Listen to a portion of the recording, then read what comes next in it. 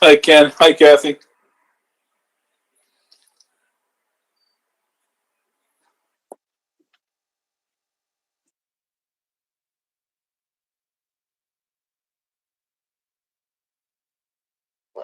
Oh, Paul's.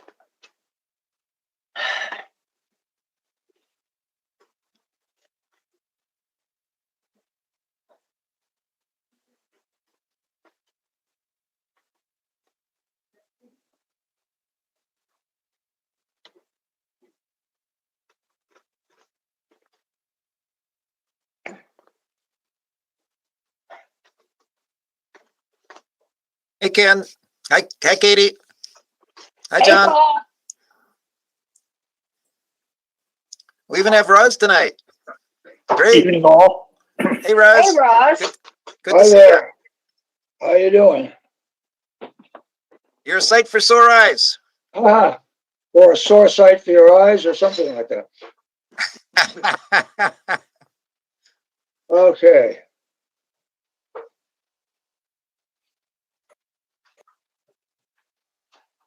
Hi, Bino.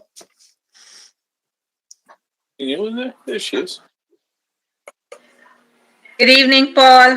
Good Good evening. evening. So, am I going to get lots of volunteers to be secretary tonight? Who really wants to be secretary for the rest of the year? Bino, Luann, Dorianne. Who wants? Oh, she she turned her video off.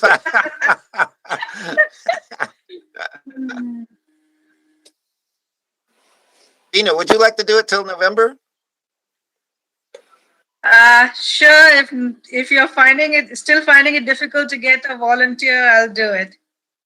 Okay, I'll nominate you. Did Linda say there's not much work actually? It's really no work at all. Okay. Plus, when we go back to meeting together, you can sit next to me in the front. Okay. That's the bonus, huh? That's doesn't want it.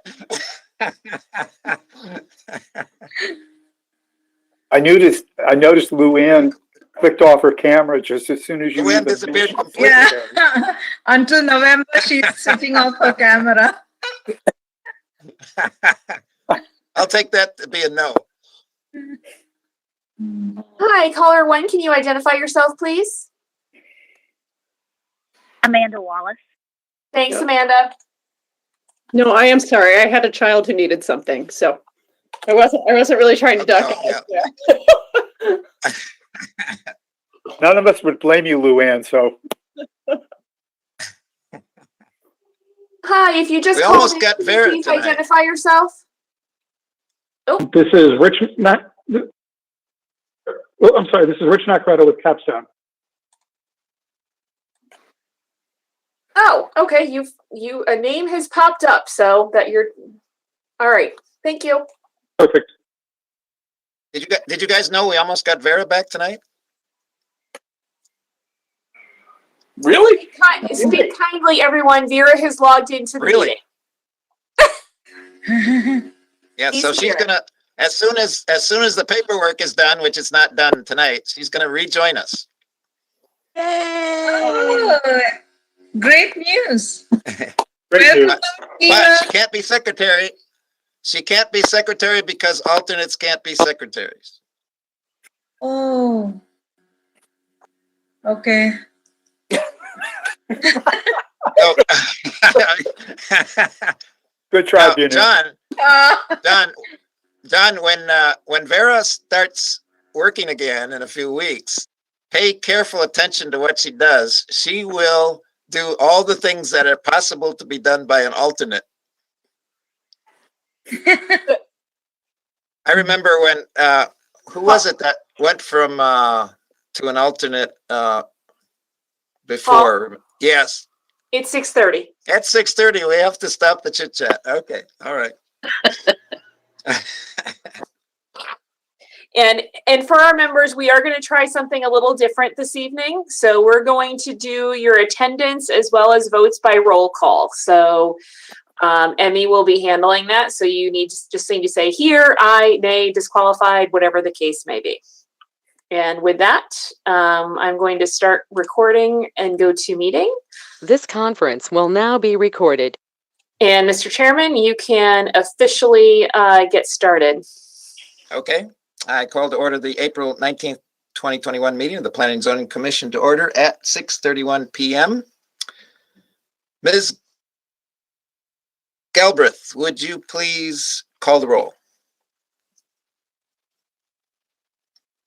Corsi, Present. Aho, Present. Chandi, Present. Cooley, Present. Cotton, Bertoni, Here. Hall, Here. Plant, Present. Ron, Here, and for the record, I did view the meeting from the April 5th. alternate DeVivo, Present.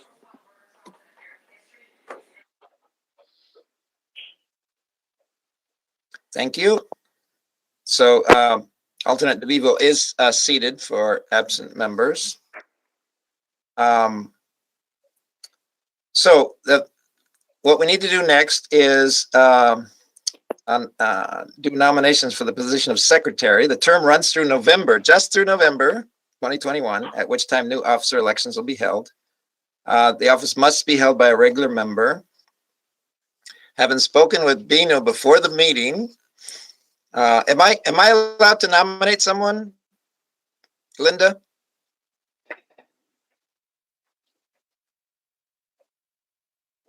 if someone is willing and you Okay, want but to I can nominate, the chair can nominate. Okay, so I nominate Binu Chandi to be secretary from now until just November at least, maybe beyond.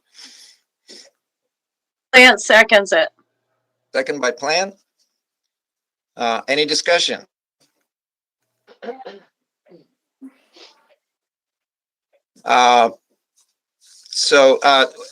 I guess every time we have a vote, Emmy will do the voting, right? Right. Okay, so let's vote. Corsi, Aye. Aho, Aye. Chandi. Does Chandy have to vote? Oh, Yeah, can abstain. I can abstain. Okay. No, don't. Thanks. Cooley, Aye. Bertoni, Aye. Hall, Aye. Plant, Aye. Ron, Aye. DeVivo. Aye.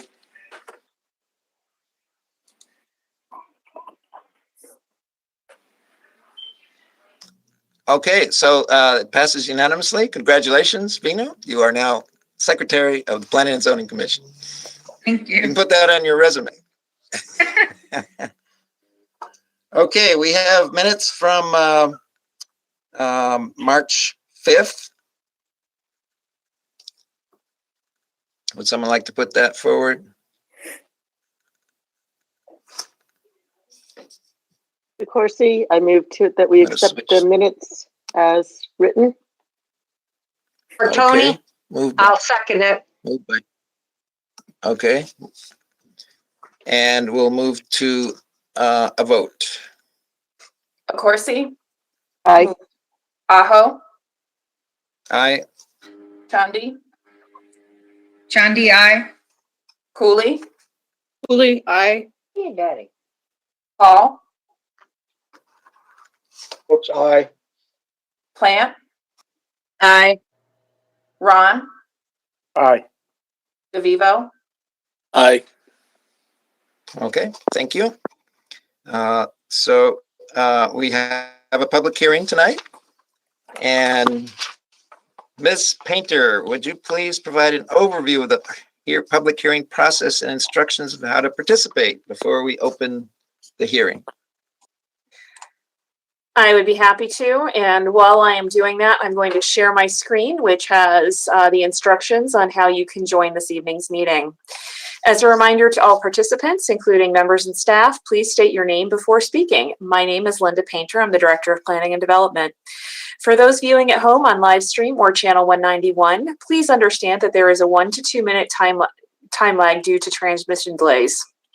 If you will be providing verbal testimony during the public hearing, you can call into the meeting at any time.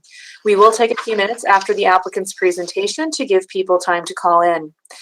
Guidelines for this evening's public hearing. The purpose of tonight's hearing is to receive relevant information about the proposed application from the public. Order and decorum shall be maintained at all times during the hearing. The Commission reserves the right to adjourn the hearing to another date and time if the discussion becomes unruly and unmanageable. Given the virtual format, we ask that everyone bear with us if we encounter any glitches. If we are unable to overcome technical issues and or the Commission is having difficulty understanding information presented in this format, the hearing will be continued to another meeting. The order of presentations this evening will be the applicant, staff, and then public comment. When addressing the Commission, state your name and address and any party, group, or organization you represent, if any, for the record before beginning your comments. Limit your comments to the subject of the public hearing. Avoid repetition where possible. Summarize reports and letters that are distributed to the Commission rather than reading them aloud, as all written information is copied and distributed to members. Direct all questions and comments to the chair. Do not attempt to engage in dialogue with members of the Commission, staff, or any other parties to the hearing. Speak clearly to ensure your comments are audible to members of the public watching from home and are recorded. Commission members may ask questions of anyone providing testimony, but will not discuss the relative merits of the application until the hearing is closed.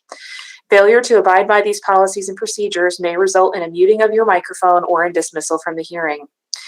Instructions on how to participate in the public hearing are listed on the agenda and are available on your screen if you're watching from home right now.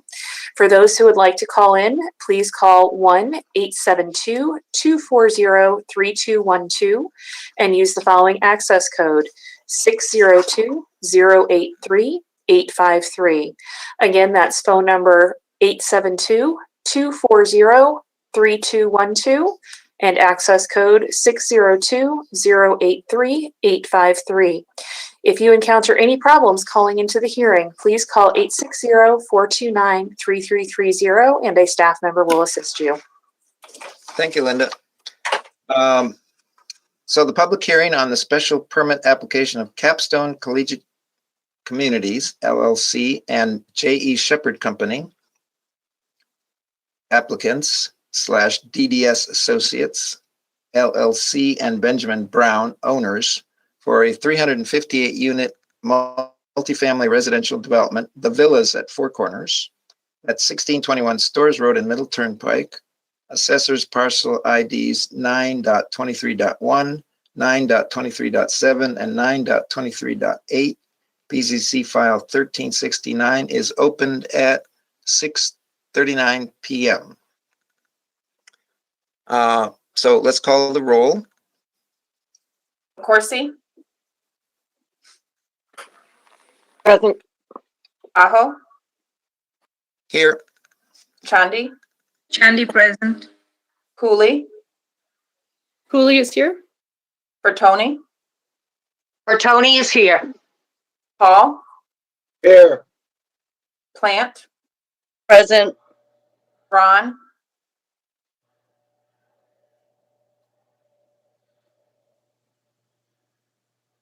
Here. DeVivo, DeVivo here. and Cotton. Okay, thank you. So alternate DeVivo is seated for absent member Cotton. So Linda, would you please read the legal notice and note any communication received regarding the application?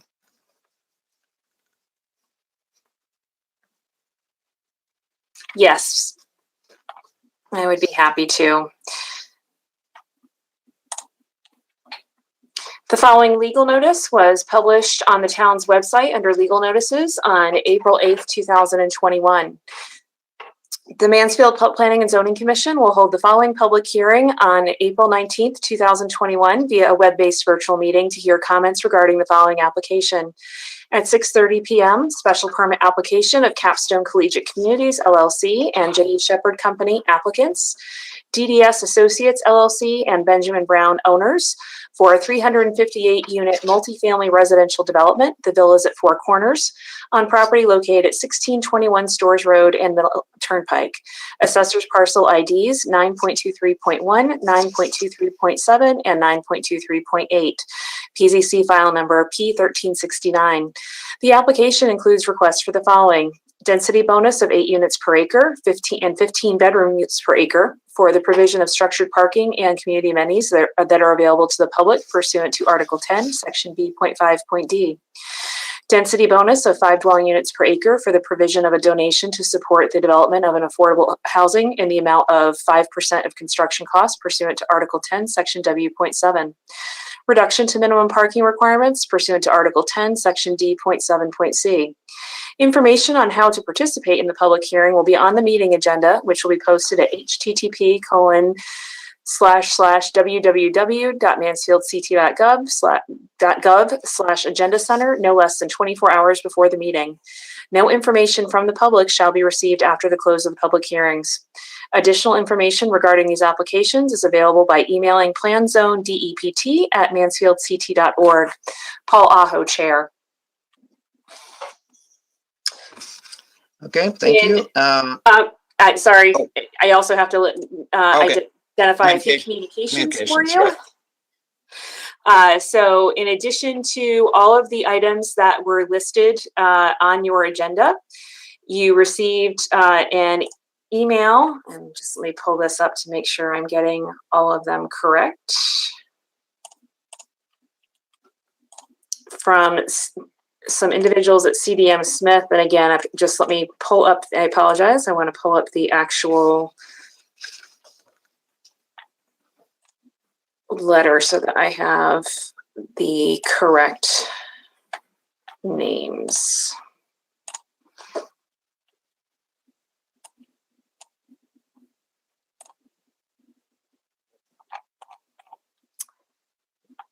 Scott Harley, PE, Rebecca Hall, PE, and PTOE, and David Sousa, RLA, and AICP of CDM Smith. And there is a memo dated April 18th, 2021. And Paul Stern, who submitted an email this evening dated April 19th, 2021. And for everyone participating in the hearing, that email has been uploaded to the meeting packet at mansfield.civicweb.net.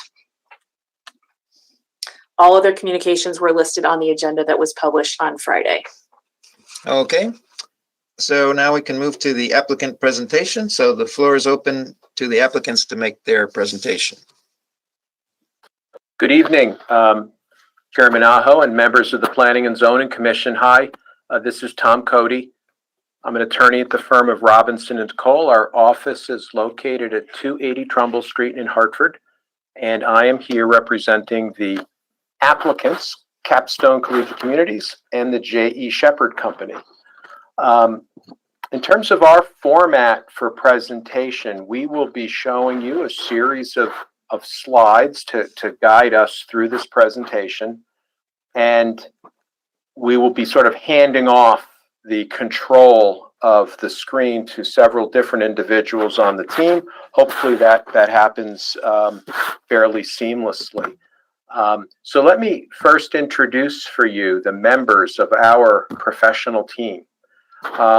The applicants are from Capstone, Amanda Wallace and Rich Nacarado, and from the J.E. Shepherd Company, David Fresk. They're on the phone this evening. I will provide a brief introduction of the project. After that, I'm going to turn it over to Don Powers with Union Studio, Architecture and Community Design. He'll review planning framework and design principles for the project. Mohammed Mohsen with Niles Bolton Associates will review the project design. He'll turn it over to Jeffrey Fitzgerald, a professional engineer with Bowler Engineering. He will review site planning and project engineering. Tom Ryan with Ryan Associates will discuss the landscape design and amenities. Aaron Fredette, a professional engineer with McMahon Associates, will review the traffic analysis. Rich Nakarada with Capstone will discuss project management and a brief overview of operations of the community. I will conclude with a review of the affordable and workforce housing elements of the application and provide a summary and conclusion. So Don, if you'd advance the slide, let me just provide a brief overview of the project, the application, and tee up the rest of the presentation for this evening. Tom, having just a bit of trouble advancing the slide here. Okay. So give me a minute.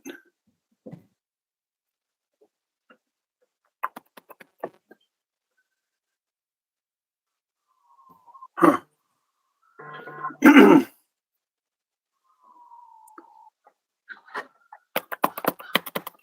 I'm going to have to unshare my screen and come back. That's okay. Don, this is Linda. If you continue to have trouble, I can probably open it from what you submitted on Friday and share that screen if that helps. Not quite sure why it's being blocky, but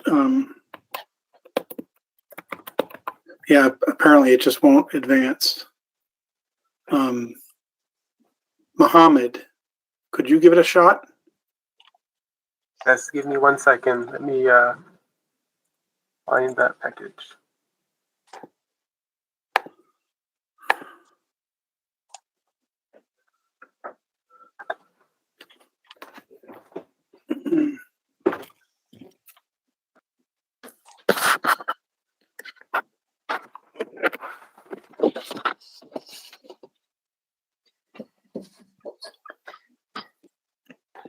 Control. I apologize for that. I'm not sure why it won't advance when it's in GoToMeeting.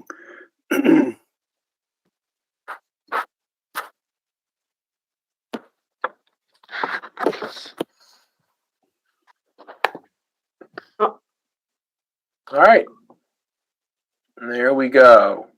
So here is a location map, just to refamiliarize everyone with the location of the site. At the southwest quadrant of the intersection of Middle Turnpike, which is also State Route 44, and Storrs Road, which is State Route 195. Discovery Drive is located west of the project site. The application includes 3 lots of record. One of the lots fronts on Route 44 and is owned by DDS Associates. The other 2 lots have frontage on Route 195 and are owned by Benjamin Brown. One of the lots owned by Mr. Brown is developed with a single-family house.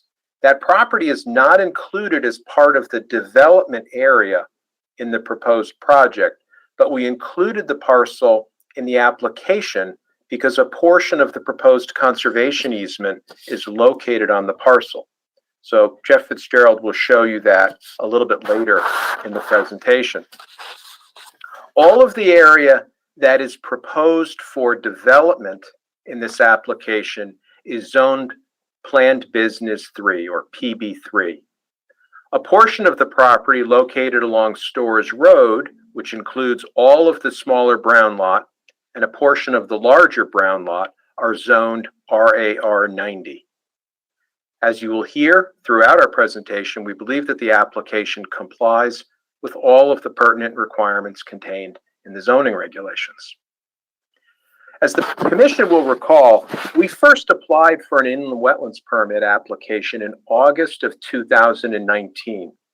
That application was reviewed in great depth, and it included several rounds of peer reviews by your consulting firm, Landtech. Because the statutory time clock was winding down, the application was withdrawn, revisions were made, and a new application was submitted in December of 2019. Again, several rounds of peer reviews were completed by your consultant, Landtech. The Commission unanimously approved the wetland application in July of 2020. I'm pleased to report that the stormwater management system included in this application is substantially the same as the plans that were approved by you during the inland wetland permit application process. Jeff Fitzgerald will explain that in more detail later in our presentation. Since the date that this special permit application has been submitted, the application has been reviewed extensively by a wide range of groups and individuals.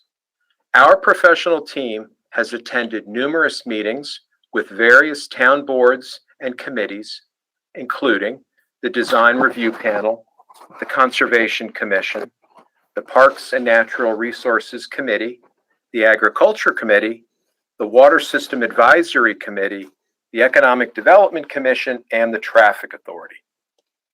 In addition, the application has been through a peer review process with the Commission's chosen consultant, Weston and Sampson. Land Tech, who had done the review during the wetland permit application, also did a follow-up peer review of this application to review its consistency with the wetland permit drawings and reports. As a result of input received from all of these reviews, we did submit a revised set of site plans, landscape plans, architectural plans, and other materials, all of which have been previously posted on the town's website for public review. So, after 3 years of work by our professional team, including over a year and a half of active review by town staff, boards, and commissions, we bring you tonight our presentation on the special permit application for the villas at Four Corners. And at this time, I'd like to turn the presentation over to Don Powers of Union Studio. Thank you. Again, Don Powers, Union Studio, principal of Union Studio in Providence, Rhode Island. We are the design consultants on the project. This slide here is just offered as a way to make the point that our project site sits in an area of mixed scale, rather dispersed, but it ranges from single family homes to smaller commercial structures. Next slide, please. The site itself is organized in such a way that the smallest scale architecture occurs at the periphery, where it's most visible to the context and to the rights of way either side of it. Next slide, please. So at the front, at the entrance, we have the smallest scale, the townhouse scale, where it's closest to abutters and visible from the right of way. Next slide. You can see that it steps up in scale as it moves into the interior of the site, with at the end of the boulevard the larger multifamily structure. Next slide, please. As you move past the multifamily structure, the scale jumps again to the scale of what we've been calling the walk-up multifamily units. Next slide. And as you move past that, you're moving past on what's been configured as an internal street with parking, on-street parking. This in contrast to sort of larger parking fields. The effort was to disperse the parking into as many locations as possible and render these less as access to parking and more as walkable streets. Next slide, please. The largest scale on the site is reserved for the building that is the most interior to the site and the most remote from neighbors and rights of way. This is what we've been calling the multifamily wrap building. Next slide, please. All of the entrances, as is suggested in the town's design standards for projects such as these, the entrances are arranged to face the street rather than parking fields. Next slide. And significantly, a lot of effort has been spent to hide the mechanical equipment, to place that in wells in the roofs. So with the exception of the townhouse units, no mechanical equipment will be visible at grade level. Next slide, please. Looking in a little bit more detail at the architecture itself, I wanted to look first at the townhouse blocks, those being the most visible element of the project. Next slide. You can see that the townhouse buildings step up the grade as it moves up from the right of way, but it does so in single family sized increments. And that You could tab, Mohammed. So you can see that the narrow end is placed facing the right of way. And then next slide, please. The stepping units step up in increments of 2 townhouses each, which generally presents as a single family scale. Next slide, please. The walk-up buildings do play a similar game. Next slide. With the gables and what we call hyphens, the space in between the gables, being deployed in a way that helps the scale stay related to the townhouse scale. So if you tab a couple of times, Mohammed, you'll see those pop up. It's a similar technique with the large wraparound building. It's been broken up into a series of pieces rendered as connected structures. Next slide. So as you step through the building, you get the appearance of several mid-sized buildings being connected. And tab through that, please. Next slide, please. The building itself, over the length of its steps with the grade from the high point down to the low point. Next slide, please. So you get the levels stepping as that grade drops. Next slide. And that happens down the length of the building. It only expresses its full scale. That's right, Mohammed. Next slide, please. It only expresses its full scale once, and that's at the appropriate location where it's at the end of the boulevard as you enter, where you would expect a more monumental scale. Next slide, please. Tab one more time. The set of materials has really been chosen to be a traditional looking set of materials with the attributes of low maintenance. So you would have composite lap siding and possibly PVC running trim, applied stone veneers or simulated stone veneers. But more to the point, these are arranged in what you would call a traditional kit of parts of belt courses and cornices and columns and railings and casings. Next slide, please. The color palette is what we call kind of variety within a narrow range. It's a unified palette, and we would be basically drawing from the James Hardie palette of trim colors and panel colors. Similarly, the stone veneer will be a very narrow range, but will have some variety in it and differing slightly one building to another. And part of the reason of that is to avoid the feeling of it being a single approach to every architectural piece. And the asphalt shingle will mimic traditional colors found in New England. Next slide, please. As I said, these pieces come together with the PVC post wraps and the brackets and the vinyl windows and railings.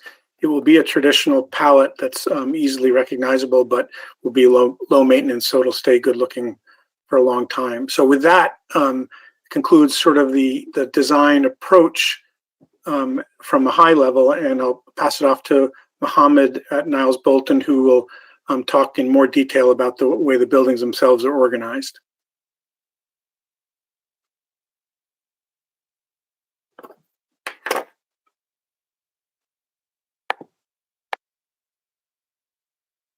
Thank you, Don. This is Mohammed Mohsen with Niles Bolton Associates. We're going to play a quick video here that kind of runs through the project and shows the buildings and a lot of the architectural detailing that Don had mentioned in the last few minutes. This is the entry of the turnpike coming on access with the larger building. On the right there, you see the entry to the leasing. That's kind of the main front door. Going through the street where Don had mentioned surface or on-street parking on both sides. To the left side there's the walk-up buildings, and then to the right, what we're seeing here on the screen now is the larger wrap building. Entry to the parking just past that on the right side. And here we're making our way to the back of the site, and you're seeing the scale come back down to the townhomes over apartments. Then as we turn the camera around, look back towards the front, you'll see the larger wrap building again.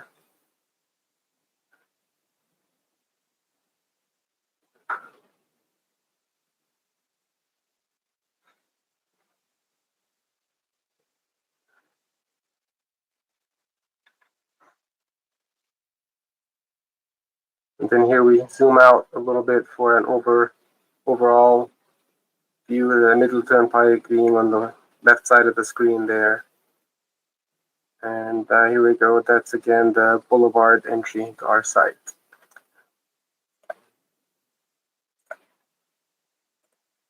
So now I'm gonna walk us through the residential product in a little bit more detail, talk about the plans, talk a little bit more about the density.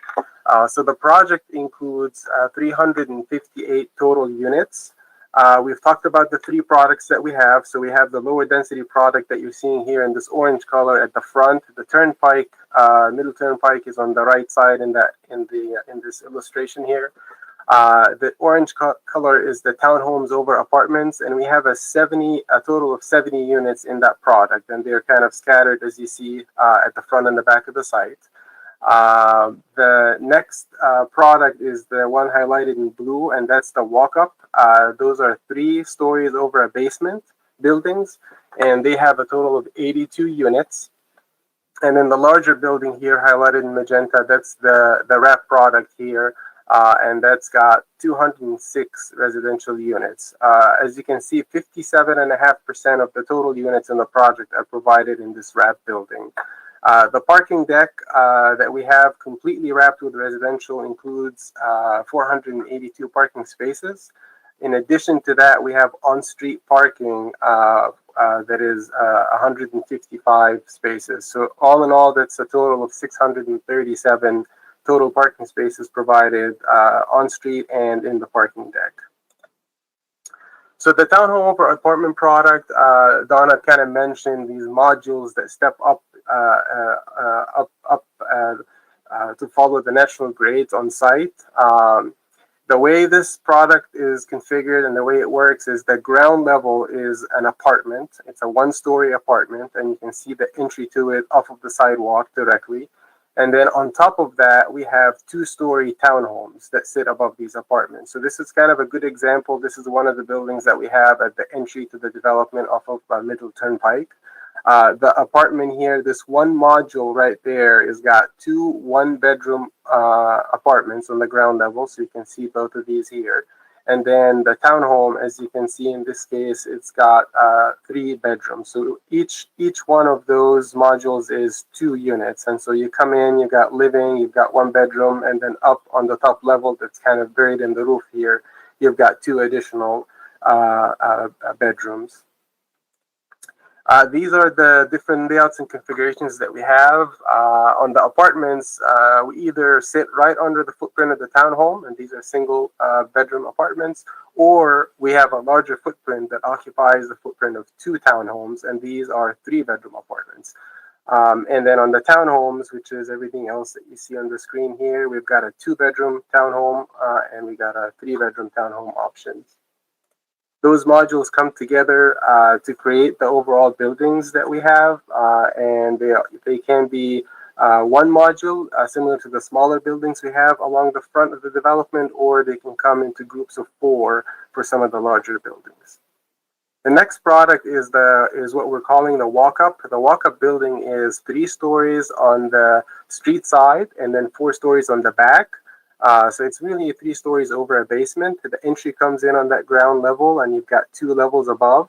And then on the back, you've got the 3 levels and then a basement. So we capture more units down on that lowest level here, as well as in that basement level, we've got access to storage, and we've got bike storage for this building. And the layout for this building repeats twice. So it's the same building twice, as you can see highlighted in that legend here. Ground level has entry off the sidewalk and residential units, stairs on either end of the corridors, and then the 2 typical levels above very similarly They include residential units, and it's fairly straightforward. And again, 2 of those buildings. The next product is the wrap, and so the wrap building, as you've seen in the fly through, and as Don had mentioned, kind of steps up the hill as the grade rises from the front to the back. On the lowest level, we have all of our residential amenities, or the majority of the residential amenities, and that includes leasing, club room, business center, meeting rooms, fitness, bike and storage lockers, which you'll see in the next slide. These are some precedent images of the type of amenities that we would expect, and all of that would be located at that ground level of that wrap building. On the next level up, as we step up, you can see the red line here kind of is designating the left side of that is elevated construction. So these are units sitting over that leasing and the amenities that I've shown you.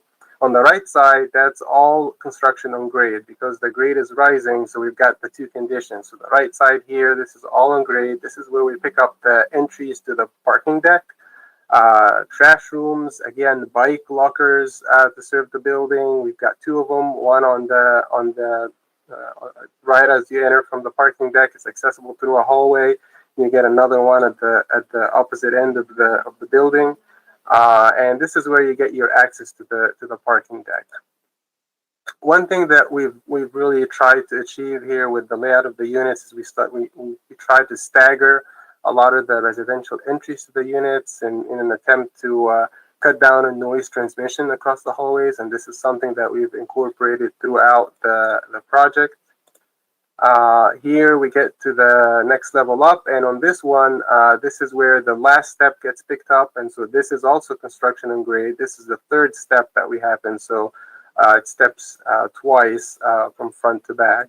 And then this is where we pick up the typical level residential, and that's levels 3, 4, and 5 before we get to the very top of the building, and that's the top residential level. We lose the residential on this side, and then this is the roof. And Don had talked about concealing the condenser units, and this is a good graphic that shows kind of in a section how we've created this kind of mansard condition with a hidden space in the back for the condenser units to sit. Last thing I want to talk about is the residential units. We've got a good bit of variety and sizes of units. What you're seeing here on the screen is the studios and 1-bedroom units. And these are configured differently depending on where they're located in the building. So you see in some cases we have shallower units, and that helps us with the articulation on the facade, so we can have some recesses, create these gables that Don had brought up and showed you on the presentation. We've got also some unique conditions that correspond to angles in the building, but quite a few examples here of the 1-bedrooms and studios. Similarly, on the 2- and 3-bedroom units, we've got a good variety here, and some of that is providing units that are more family oriented or family friendly, and you can see some of those right here where you've got a larger master bedroom, you've got the double vanities, you've got larger living area with space for dining rooms. So we've got a couple of examples for those family units. We also have some unique conditions again with the building wrapping and some of the angles, which introduces some unique units here. So those are the units. The ones I just showed you, the studios 1s, 2s, and 3s are the units that we've got for the walk-up building and the wrap building. The townhome is a little bit unique given the configuration. Overall, we've got 27% of our units are studios and 1-bedrooms, 57% is 2 bedrooms, and 16% is 3 bedrooms. And then this is the last slide I'm gonna talk about before handing it to Jeff, and it shows some precedent images, or actually some examples of construction and projects that Capstone Communities had completed, and it shows you the type of finish and the level of detail. Natural daylight coming into all the bedrooms and living rooms, Energy Star appliances. We've got washer and dryers in all the units stacked in these examples I'm showing you here. We've got storage room provided where we have opportunities. So you can see some of those highlighted in blue. solid surface countertops. So all in all, as the images can show here, a very nice level of finish for these units. Now, one thing I want to do really quick before handing it to Jeff is show you another video that we've put together. This one is fairly brief. Kind of runs, it's an aerial view that kind of runs around the four corners of the development. The Middle Turnpike here is at the bottom. You can see the townhomes at the front and at the very back, the two walk-up buildings, and then obviously the wrap product wrapping around the parking deck in the back. So with that, I'm gonna turn it to Jeff to get into the civil package in a little bit more detail. Thanks, Mohammed. I'm going to share my screen with you here. Good evening, Mr. Chairman and members of the commission. I am Jeffrey Fitzgerald, professional engineer with Bowler. We're located at 65 LaSalle Road in West Hartford. Let's see here if I can everyone see this? Yes. All right. So I'm going to first start off by orienting you once again to the site plan.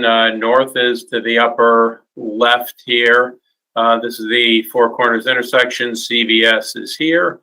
Middle Turnpike, also known as Route 44 on the left side of the page, and Route 195, Storrs Road on the top of the page. So as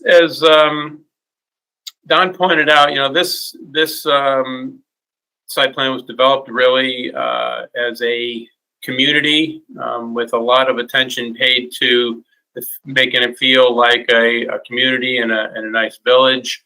You see the buildings are placed to create that outdoor room, squaring up on either side of essentially a road.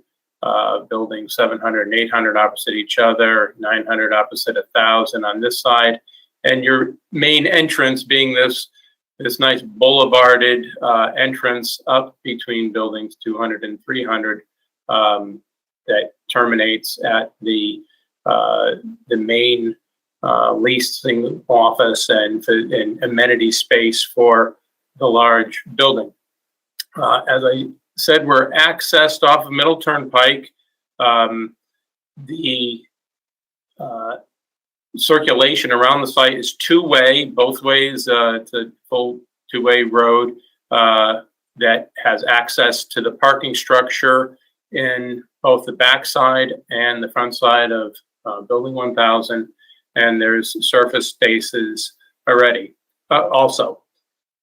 You'll see, and our landscape architect, Tom Ryan, will talk a bit further on in the presentation about this pedestrian walkway, which goes behind these buildings on the eastern edge and then cuts through the former and restored farm area over here and out to Storrs Road, make a pedestrian connection between Storrs Road and Middle Turnpike. With that, see a few of the amenities that Tom's going to be talking about: basketballs, bocce courts, sidewalks are prevalent everywhere throughout the site where pedestrians will want to walk in that that village street setting that I described. There's also a unique feature that many of you may be familiar with because we looked at it at the site. There's this historic stone root cellar in this location that's being preserved and protected and maintained as a feature on the site for the community. I will move on to the next slide here. So this basically shows the parking that we have proposed on the site. And you can see we've located accessible spaces as required for each of the accessible units. Those are shown in blue throughout the site. Another feature that I'll talk about a little bit later that's really key in the efficiency and the sustainability of this project is that it really features this parking structure, which eliminates acres and acres of surface parking and puts it environmentally friendly stack inside this building, wrapped by Donna Muhammad's very attractive architecture. So we show also significant bicycle parking, long-term bicycle parking inside buildings 500 and 600, and in 2 places, large bicycle storage rooms in building 1000, both on this side and on the west side. And then to meet the requirements for bicycle storage, Tom Ryan and his team have developed a covered structure for long-term bicycle storage outside, which provides weather. And we'll show you a bit of a detail of that in a coming slide. But those are located in areas throughout the site where they're proximate to every building. Over here, over here, and over here. So the parking requirement with our proposed 358 dwelling units is the standard requirement is for 716 spaces. We are proposing 637, and we are applying we're requesting a reduction of 11% or 79 spaces. And we easily achieve that request given the allowable reductions in the code, which are 5% for bicycle parking, which we're providing, 5% for public transit, 15% for private transit, which we're providing, and 10% for affordable workforce housing. So again, if you applied the full 25% maximum reduction, we could take a reduction of 179 spaces. We're only taking a reduction of 79, or requesting a reduction of 79 in this case. And this is the detail of our proposed long-term bicycle storage for some of the smaller units that don't have the ability to have a large bike storage room in the building, and this does a nice job of providing that. So when doing a multifamily project like this, trash and recycling is really of paramount importance in both the successful operation and the experience of the people who live there and the experience of the town. So we've certainly looked at this and met with Willimantic Waste Paper Company and modeled their trash truck, which you see in the upper right-hand corner, showed it circulating the site in a counterclockwise fashion, accessing the 3 trash and recycling enclosures that we have shown, one behind building 200, one between building 600 and 700, and one between building 1000 and 500 in these areas. Each of those have a trash and recycling dumpster and an enclosure. And within building 1000, there's internal trash chutes and large trash rooms where that will be managed and hauled out for pickup at these drive locations. This plan and the sizes was reviewed for trash and recycling, was reviewed with Virginia Walton, the recycling coordinator for the town, and we've submitted her concurrence with this plan in our package. We've also met with Fire Marshal's office and Public Safety, and have in the same fashion modeled the the largest truck that serves Mansfield. And that's shown here circulating the site. And this has been vetted also with the fire marshal's office. So snow storage is an important aspect of our plan, and we've indicated in blue all the places where snow can be stored easily during large storms. Sorry, I'm losing that voice. And I'm also, we're also showing snow being stored in the upper levels of the parking structure. Now,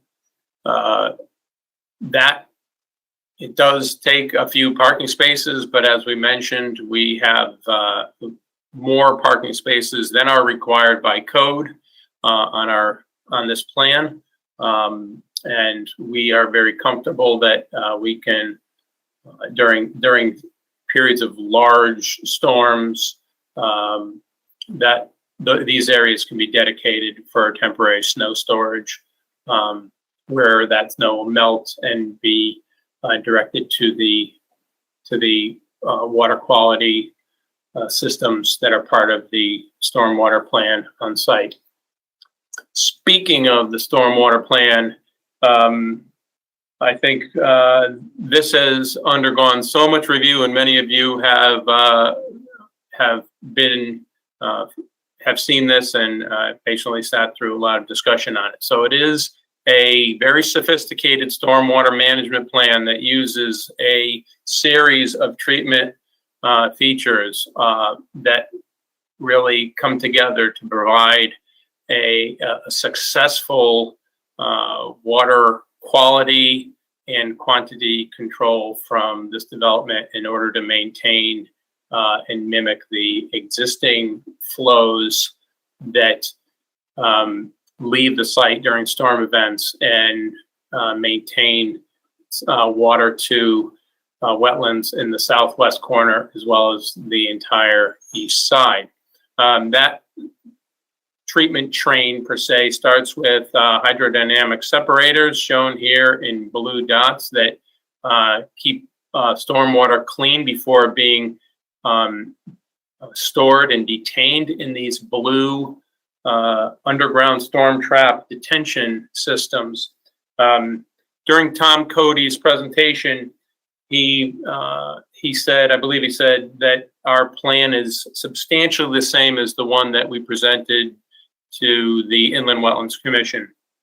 It is, what is different really is just the configurations of these storm traps, where we have shifted some to be able, in coordination with the landscape architects and the placement of trees, so that we can have a tree-lined boulevard here. So we've, instead of having a large storm trap that went completely under the boulevard and just having shrubs on the planted island, we broke that into 2 storm traps and are able to plant trees. And then little adjustments like that have been made in a couple places to accommodate that.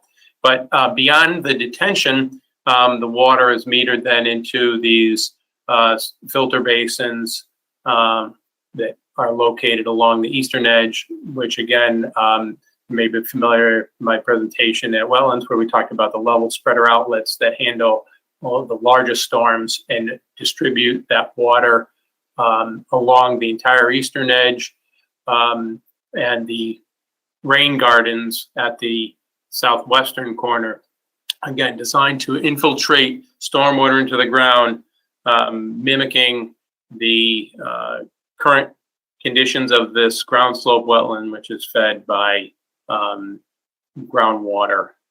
and surface water on the slopes towards the wetland. Utilities are fairly straightforward, as water and sewer are available and in Middle Turnpike for the development of projects like this in the Four Corners area.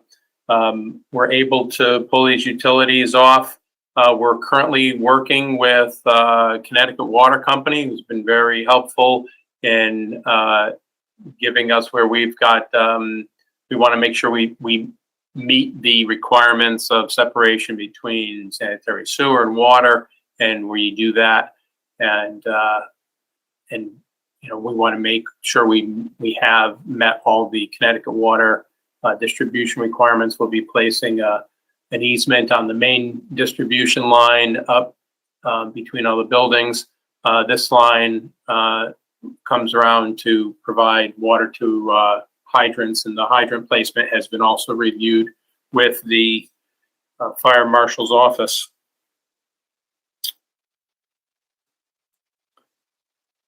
I'm going to talk a bit about the grading required on the site to maintain, to provide the required intersection site distance per our traffic study. Aaron Fredette of McMahon Associates will be coming on a little bit later to talk about this in detail, but one of the requirements was that we provide a view shed looking left from our driveway of 445 feet for to be able to see cars, and cars to be able to see you as you leave here. And we have to do some grading right in the in that view corridor right along the property line in this area, including about 1.5 feet over the property line of the adjacent parcel. We're currently working to contact and get the required easements from that property owner to provide that. I'm going to talk briefly about our soil erosion and sediment control plans, which are presented in your package. It's really done in 3 phases. The initial phase, really when you're doing clearing and grubbing, consists of setting up your silt fence perimeter. And in this case, I'll show the detail in a second, but it's really a silt fence backed up by a triple stack of Filtrex silt socks, which was a prescribed solution that we came up with in working with Land Tech during the inland wetlands review. That, along with the amphibian barrier that was a requirement of our inland wetlands permit, is really located around the perimeter of the property here. You see a anti-tracking mat at the entrance and temporary soil stockpiles, all prescribed in our plan.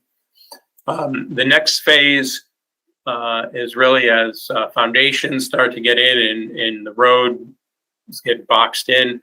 We, again, you maintain your soil stockpiles. We create a few temporary sediment basins on the site and temporary swales directing flows to these temporary sediment basins. So you can control runoff during storm events, during construction. Again, all backed up by this this layer of silt fence and silt socks. And the final phase 3 of your erosion control plan is as the site becomes stabilized, gets paved, the landscaping is seeded and takes hold. Then you have stormwater infrastructure in place, and you use hay bales and filters on the catch basins. You still be very careful not to have sediment discharging into final infiltration basins. You want to be able to have those be cleaned out and the filter media placed at this time, and then the stormwater system gets put online with the filter basins intact. And this is some of the details of the elements in the erosion control, really the key things are a good silt fence at the perimeter, and then backing it up with this Filtrex pyramid of 3 silt socks staked accordingly. And then we added that amphibian barrier, which you remember will be installed early on here prior to clearing and grubbing.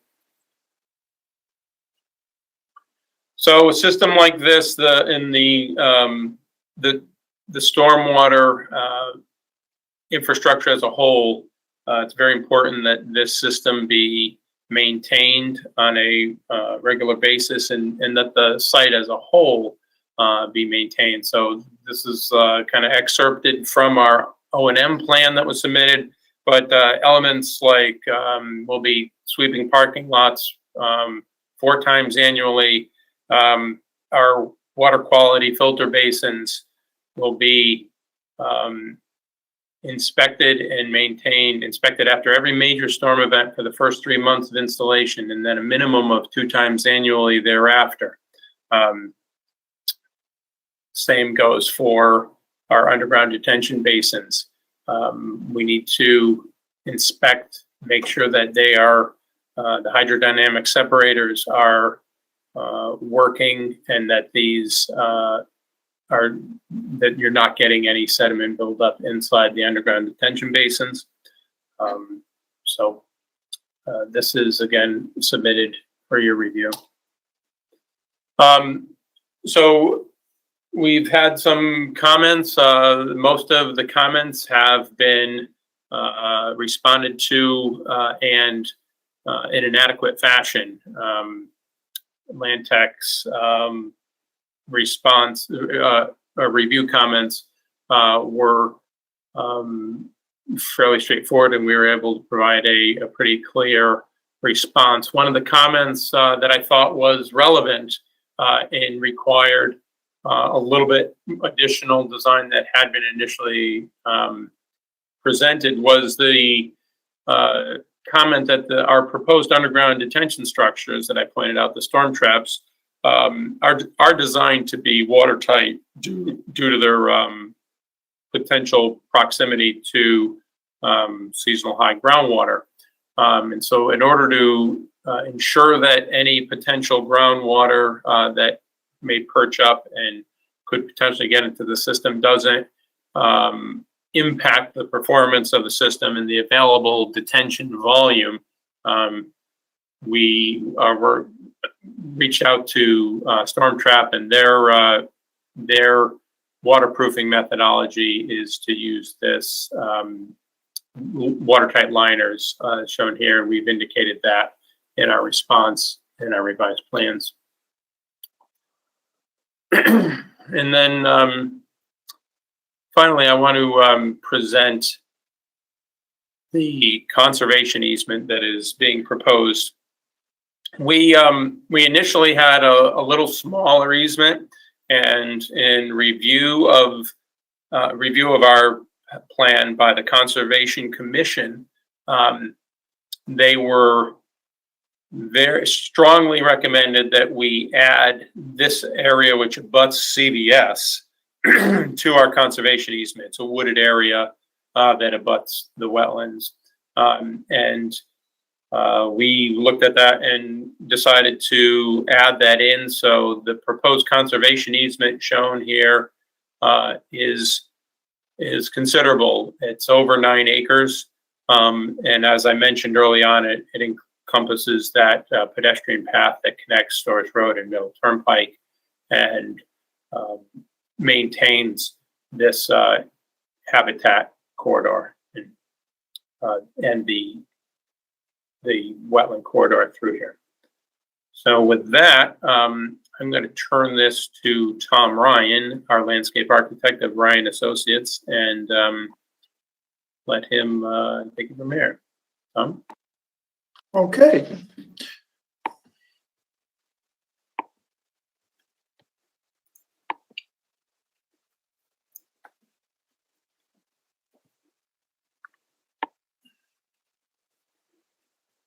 So as Jeff said, we have a continuous trail from the Middle Turnpike up to Storrs Road that gives community access to this rather substantial open space.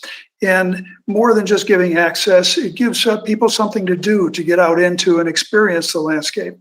So along the path, we have benches, we have interpretive signs to tell the story of the history of the site and how the site's evolved from an agricultural landscape to what it is today, about the ecology of the site, about the amphibians that live here and move from the vernal pools to upland habitat.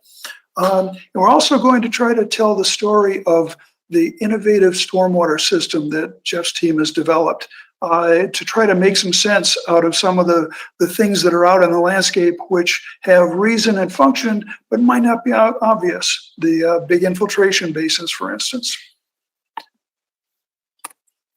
So we have an area, as Jeff said, up off 195, where we're taking down some buildings, which are those rectangles in blue and old outbuildings and garages.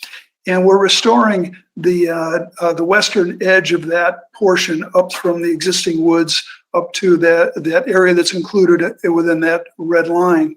So the path that comes in from the upper left from Storrs Road will come down and through this restored area and down and continue on west to the bottom. That little purple square over there on the left is a yoga deck, something close to the ground, someplace for people to congregate, whether it's for yoga lessons or Cub Scouts out doing a merit badge in the woods. It's a place that's available for the public to use and something to get out into nature and enjoy the space that's there. That purple blue glob there is a nature play area. So we're going to be taking down some trees as part of this project, and we will be repurposing them into this nature play area surrounded by some mulch, and it'll be a place for kids to climb and people to sit and congregate when we can all congregate again, and a place where kids can get out and do something about their nature deficit. As we move down on that page, down to the west, the path crosses the amphibian barrier. So we will have a stair, not quite as steep as we have shown in that picture in the lower right, but we'll have a wooden stair that allows hikers to easily get up and over that amphibian barrier. So along Middle Turnpike, we have not only the very interesting buildings that Don and Mohammed have designed. We have a very lush landscape. We have, and thanks to Jeff and his modifications, we have a lot of street trees. We have board fences out on Middle Turnpike that turn up along the boulevard.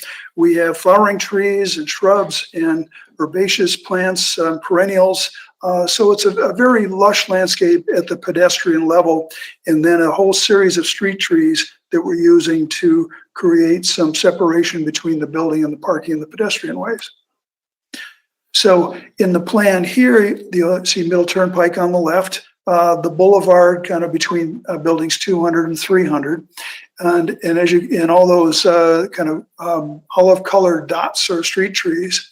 So as you come in and you turn left, there is those two long rectangles are bocce courts.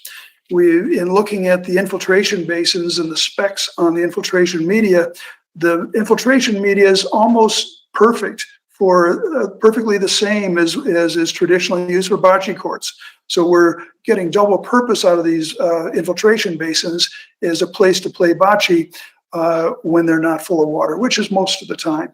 We then have a picnic area that's just to the left of building 500 that's just downhill from the historic root cellar. So we'll have interpretive signs to tell the story of the root cellar. We'll have mature trees with picnic tables underneath. And right next to there, there'll be a couple of dedicated spaces for the public to be able to come in here and use the picnic and bocce area as a community amenity. And moving on farther up into the site, you'll notice just up from building 600, we have some extensive planting along the property line. And that's to screen off our project from our nearest neighbor just to the east. And we have some additional planting along the outside edge to make the transition from the native woods back to the project. Now, between buildings 700 and 800 over on the right, there's a half-court basketball court for the residents, which is one of our residential amenities. And then on the right of building 1000 and just below building 900, there are two rain gardens. So this is a detailed plan for the rain garden, which shows that there is lots of layers of planting. There are street trees, there are flowering trees, there's a lot of different shrub species, a lot of perennial species, and some native grasses. So all of these in concert will give a wide variety of things and a lot of interest in the south-facing garden on south of building 1000. So then we have site lighting on site. We have a similar light fixture of two different scales. We have lights along Middle Turnpike out in front of building 100, 200, 300, 400. And then the lights wrap their way in on the outside along the boulevard and then continue on up both left and right along the parking and the walkways. As they move into the site, they'll drop down in scale, be the same type of fixture, and all the fixtures will be dark sky compliant with good cutoff at the neighbors and at the woods, so that there'll be a good even level of illumination through the site for all the pedestrians and cars. We also have signage. Out on Middle Turnpike, we have a project identity sign like the one in the upper right. As you come in, we have a series of wayfinding signs. That second blue circle down there will tell you kind of as you get in, you turn left or right to go to one type of building or another. We'll have a sign at the community parking by the root cellar. We'll have sign at the entrances of all the bigger buildings for drop-off and deliveries. We'll have additional signs at the service entrances for building 1000. And we'll have a sign at the basketball court kind of stating rules of use so that people don't abuse the use of the basketball too late at night. Then within building 1000, we have a courtyard. And within the courtyard, we have a couple of different levels. On the left is our lowest level, just off the community rooms and the leasing office. And in that zone, we have our pool and hot tub. We'll have community grills and harvest tables for dining. There'll be then an upper level, which has a multi-use artificial court for cornhole and other various active sports and passive sports, tennis tables, fire pits, and a climbing wall on the bottom there because the parking is up. There's a retaining wall. So we're utilizing that retaining wall for a climbing wall, which is part of the active amenities. Now, between the two levels, we have a terrace seating, which will be wooden seats, and they're a wall and continuous over this whole length with stairs going up in between them. And then we have a pathway here that'll provide handicap access from one level to another. So we have the two major areas here and here that'll provide amenities within building 1000. Now the planting for the courtyard, because we have units at the level of the courtyard across to the top over here and wrapping around, we have some lush planting along this path with some trees and things to give some separation for those lower units in the circulation and the activity of the courtyard. We have additional planting over along this side with some flowering trees, which will give some privacy for people in the dining area from the parking area above. And then we have lighting for the courtyard. Now we're figuring the courtyard will be used at night, and so we have various lighting systems. We have within our seat wall. Oops, I lost my screen. You can see my screen. Can everybody see my screen still? Black, Tom. Black. Darn, I lost it somehow. Okay, let me explain the last. It was the last slide. So Tom, would you like me to share my screen with your slide? That would be great. Can you see it? Says I've somehow lost it. All right, let me pull it up and I'll share my screen. Hold on. Sorry about that. It's been a day of technological problems. We lost our server through most of the day.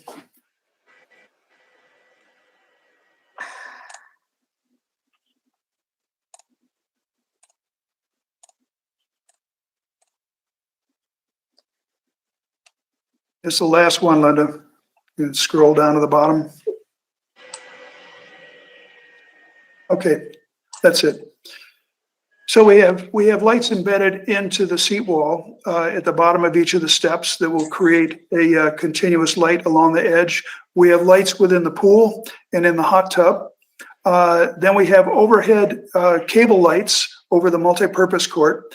And then we have a series of small bollards that will light the path between the two levels and the areas along the outside edges of the usable space. And with that, I'd like to turn it over to Erin, who's going to talk about traffic. Thank you, Tom.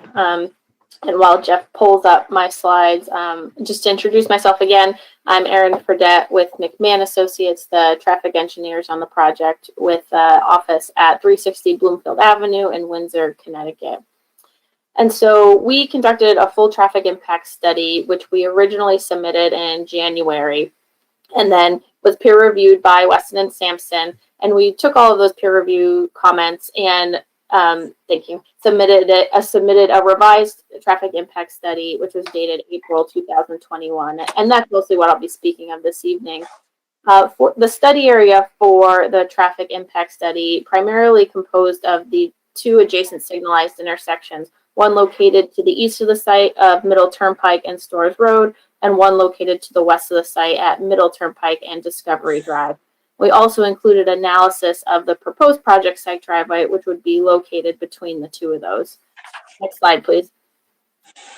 We looked at the weekday morning and weekday afternoon peak hours and based our analysis in traffic volumes that were collected back in 2018. And so that accounted for pre-COVID traffic volume information, as well as traffic volumes when the university was in session. We took those volumes and grew them to 2021 to establish a typical existing year. We also conducted crash analysis as part of our existing analysis and identified crash trends that could be attributed to issues with signal visibility, potential signage issues or confusing signage, particularly for those who are not familiar or don't travel through the area frequently. And perhaps a need to revisit some of the timings for the signalized intersection. And all of those are really focused on the intersection of Middle Turnpike and Storrs Road. Our analysis indicated that the intersection of Middle Turnpike and Discovery Drive really didn't have any significant crash trends that we were able to identify. So once we complete our existing condition analysis, we project our existing condition volumes out into the future year without the project in order to understand a future baseline condition. We then evaluated the potential trip generating characteristics of the proposed project, utilizing the Institute of Transportation Engineers Land Use Code 221, which is multifamily housing, mid-rise multifamily housing. We then look at where those trips are potentially going to be coming to and from, and based on comments received in the peer review, utilize the U.S. Census Bureau's Journey to Work information, which identifies where people who live in Mansfield may be working. Once we distribute the project site trips onto the adjacent roadways, we add them to our future baseline condition to create our future condition with the project. And then once we've established the existing, the future year without the project, and the future year with the project, we conduct capacity analysis under each of those conditions during the weekday morning and weekday afternoon peak hours in order to understand the potential impacts of the proposed project. As I mentioned previously, through the safety review, we did identify some potential improvements, particularly at the intersection of Middle Turnpike and Storrs Road, such as the addition of retroflective backplates for the signals, which should help with signal visibility, potentially looking at improving wayfinding signage and lane configuration signage to help people get better organized as they approach the intersection. And also the potential to look at adjusting signal timings, including yellow and red, all red intervals, to make sure that those are compliant with existing guidelines. As I mentioned, we have been peer reviewed by Weston and Sampson and have also been in coordination with Weston and Sampson. We responded to the initial review letter with the revised April traffic impact study and have since received an updated letter, which really only had a few comments that would require any kind of response, and really only one that might require some additional analysis. And so we've been in touch with Weston and Sampson to address that concern and anticipate being able to do that. Next slide, please. And so some of the big picture takeaways from our analysis really focus on the fact that the proposed project is shown to have a very limited impact on the delay and queuing within the study area. Our weekday morning and weekday afternoon analysis was shown to really only result in an increase of approximately 2 additional seconds of overall vehicle delay at either of the intersections. And so really, not very significant in the world of potential impacts. That being said, we did identify some of those safety concerns and potential improvements that would address the existing safety concerns out on Middle Turnpike and Storrs Road. The proposed driveway was shown to operate at level of service C or better during both the peak hours analyzed. And as Jeff mentioned previously, we conducted a review of the site distance under the proposed condition with the proposed regrading along Middle Turnpike. And with that improved grading, the sight lines would meet the both the AASHTO and the Connecticut DOT standards for the 85th percentile speeds on Middle Turnpike, or the typical operating speeds on Middle Turnpike. Should the project move forward, and really should any improvements be implemented on Middle Turnpike, or the intersection of Middle Turnpike and Storrs Road, there'll be further coordination required with OSTA and Connecticut DOT, as those roadways are under their jurisdiction. And so really anything that we propose to do as part of the project within those locations, including the construction of the proposed project site driveway, would all go through Connecticut DOT, who would review and ultimately be the approving agent for any improvements within the state right-of-way. And so with that, I'm going to turn it over to Rich from Capstone to talk about the project management and operation for the site.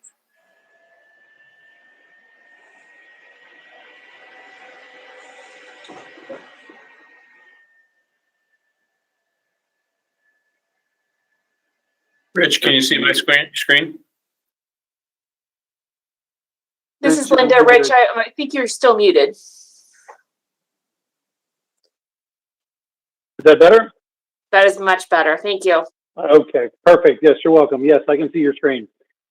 Okay, and my name is Rich Nacarado, and I serve as the Senior Vice President for Capstone, and I've been with Capstone since May of 2011. In this capacity, I oversee all of Capstone's properties across the country. Prior to joining Capstone, I served in various roles in multifamily housing, from regional manager to property manager. And so that's just kind of a brief overview of myself. Capstone is an Alabama-based company, and they specialize really in 3 areas. We specialize in the development, construction, and management of multifamily units across the country. Next slide. I wanted to talk briefly just a little bit about our professional management. Our communities are professionally managed, and we require someone from our management team to reside on site, and they're typically available 24 hours a day, 7 days per week. Our offices are open 7 days a week. Hours will vary, Monday through Fridays, Saturdays, and Sundays. But we are not an absentee landlord. We are there. We have people on site. We'll have a full-time property manager. We'll have an assistant manager. We'll have part-time as well as full-time leasing staff.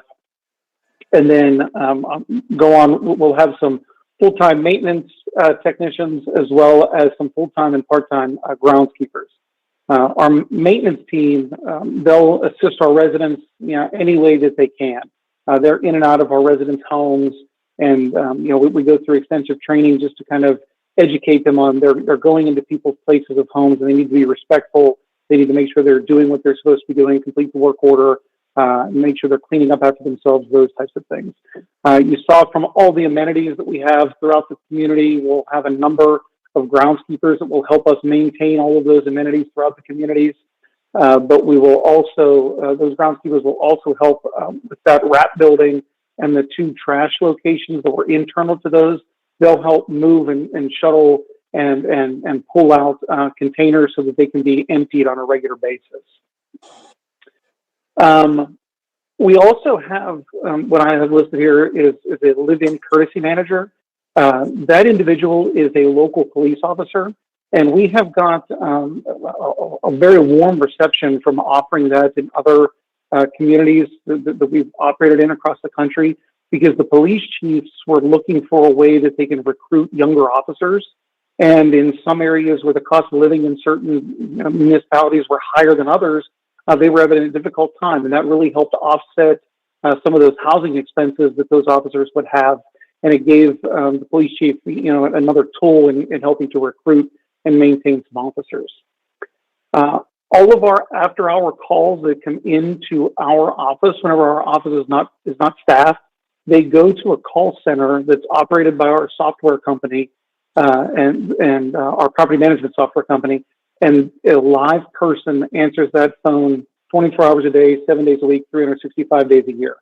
That individual is trained to identify what that issue is, and they will either route that call. If it's an emergency call, it will go to our on-call maintenance or our on-call manager. If it's something that's inquiring about leasing and rates and those kind of things, they'll be encouraged to contact the community the following day during office hours, but they'll also gather information so that we can reach out and we can follow up with that individual as well. Throughout our operations, we also work with a number of local vendors that will service our community. We talked about snow removal and where those locations would be for stockpiling snow on the community. One of our vendors will be a snow removal vendor. We will look for, a local reputable vendor there in the area that can help us manage that. In addition, we'll supplement their services with our groundskeeper and helping to make sure that walks and stairwells and anything like anything to that nature is maintained within our community as well. We'll also landscape other things. I mean, you saw beautiful areas of landscaping, so we'll have a landscape contractor that will be contracted out, again, a local vendor that will help maintain the aesthetics and the plantings and the irrigation systems and everything that we have in terms of landscaping for our community. We also have pest control and cleaning services, and one of the other things that we will contract out will be shuttle service. And initially, we'll kind of set up a shuttle schedule, days, locations, hours of operations. But as we continue to begin leasing and as we have residents that are living there, that schedule will evolve. And those residents will tell us where they want to go, what times they want to go, how often they want to go to those areas. So we're able to work with our residents and understand those things. And one thing that we do, not after every service request, after every interaction, but also a couple times a year, we do survey our residents, and we get good feedback back from every single one of our residents. And we work as a company, and really, my job is to make things easier for our staff. So we look at implementing ways that we can get better, and we can help to understand what the residents' wants and needs are, how we can go about anticipating those demands they have for their particular living environment. And so that will be contracted out as well. And the last thing that I wanted to touch upon, at least on professional community management, is surveillance. All of our communities that we develop have a closed circuit surveillance camera system. So we will have cameras all through the properties, and in any type of common corridor, there will be cameras in parking decks and parking garages, and all of that video footage is recorded. It's not monitored on a 24/7 basis, but it is being recorded. And in the event that there is an incident, there is something that occurs, we always have the ability to go back, pull video footage, work with the resident on whatever the incident may have been, or work with local authorities on an incident, and make sure they're getting any information that we have. We'll get that turned over to them. The next slide. All of our residents execute a lease, and we really expect them to conduct themselves professionally while they're living in our community. We hold them accountable not only for their own behaviors, but for the behaviors of their guests. We really find that that's really important, that we don't want our tenants to have residents come over that are disrespecting some of the common areas. So you saw there's a lot of common area amenities and a lot of facilities that are for residents outside of their apartment unit. We want to make sure that they're being respectful of those things, and so we do hold our residents accountable for the behavior of their guests. Our lease agreements, every single one of them, whether they're drafted internally or whether they're from the local apartment association, we always there's always language in there that outlines possible solutions to violations that a resident may have, and it covers everything up to written warnings to immediate eviction. So we really make sure that we're working with our residents, working to correct any type of behavior, making sure that they understand that, hey, this community is not only for them, but it's for everybody around them, and to be respectful of the people that they live around. And so I think that approach has really helped us be successful over the years. All of our residents, regardless of whether it's market rate, workforce, affordable, they all undergo a screening process, and that screening process will be determined based upon certain criteria, and that's already developed inside of our property management software. And we will actually get a response back, and it's a recommendation as to whether or not that individual should be approved with conditions, or rejected. So approved or approved with conditions, or even rejected. We always have conversations with the prospect and look for ways to get them into the community, especially if it's someplace that they really want to be and it's a good fit for them. We want to try to make everything work to the best of our ability. We hold our residents to a standard, and we ask that they maintain their units. We do conduct inspections along with all of our routine preventative maintenance items that we do on a regular basis. We go into their units, so we'll notice them. We'll go into the units. We'll replace HVAC filters. We'll perform service on those machines as well, and we'll notice them that, hey, we want you to live to a certain expectation. And we've had situations before in the past where an individual may have been a hoarder and had a lot of things in their unit, and we've worked with them to say, hey, this isn't safe for you. It's not safe for your neighbors. It could pose a potential fire hazard, and we're going to check back with you in a couple of days to make sure that things are back to standards. And we'll work with people and give them the opportunity to do that. So we're very proactive in understanding what's going on, and I think we can react and be dynamic and work with our tenants with anything that they need. And the last thing, I think I touched upon this a little bit, was just the community space. All of the community amenities, from the outdoor trails to the swimming pools to the bocce courts, to everything that's around the community. We want our residents to act as if it's their own. We want them to respect it and have pride in where they live. And we really try to instill that in all of our tenants from day one. We meet them and we tour them, and we show them the standards of the community, and we're proud, and our staff is proud. And we try to embrace that standard, and we hope that it rubs off on all of our tenants.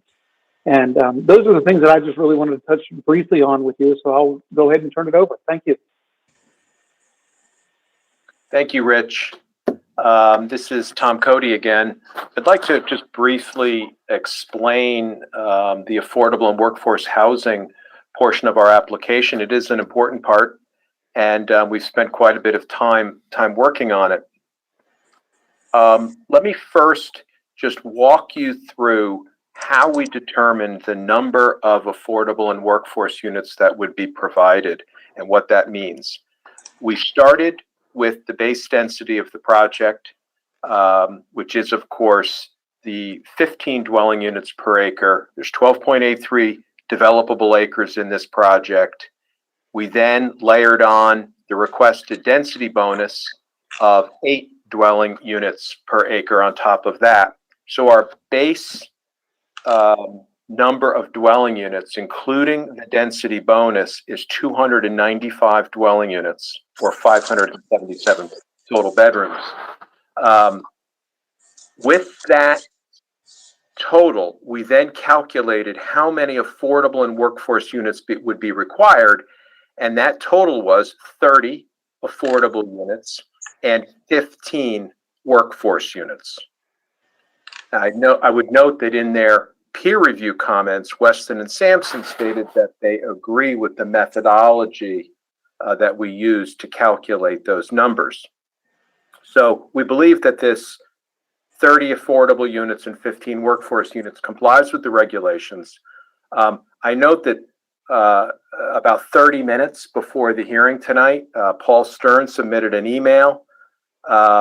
He made some comments, one of which said that he thought, gee, shouldn't this project provide more affordable housing than just the 10% of affordable and 5% of workforce? And our response is really, well, that's a policy issue. That's an issue to discuss at a later date. If the commission wanted to consider changing the requirements from 10% affordable to some other number, that would be an appropriate discussion as a part of a reg amendment. But that's really not appropriate for a special permit application where we take the regulations as we find them, and that requirement is a 10% affordable unit requirement and a 5% workforce unit requirement.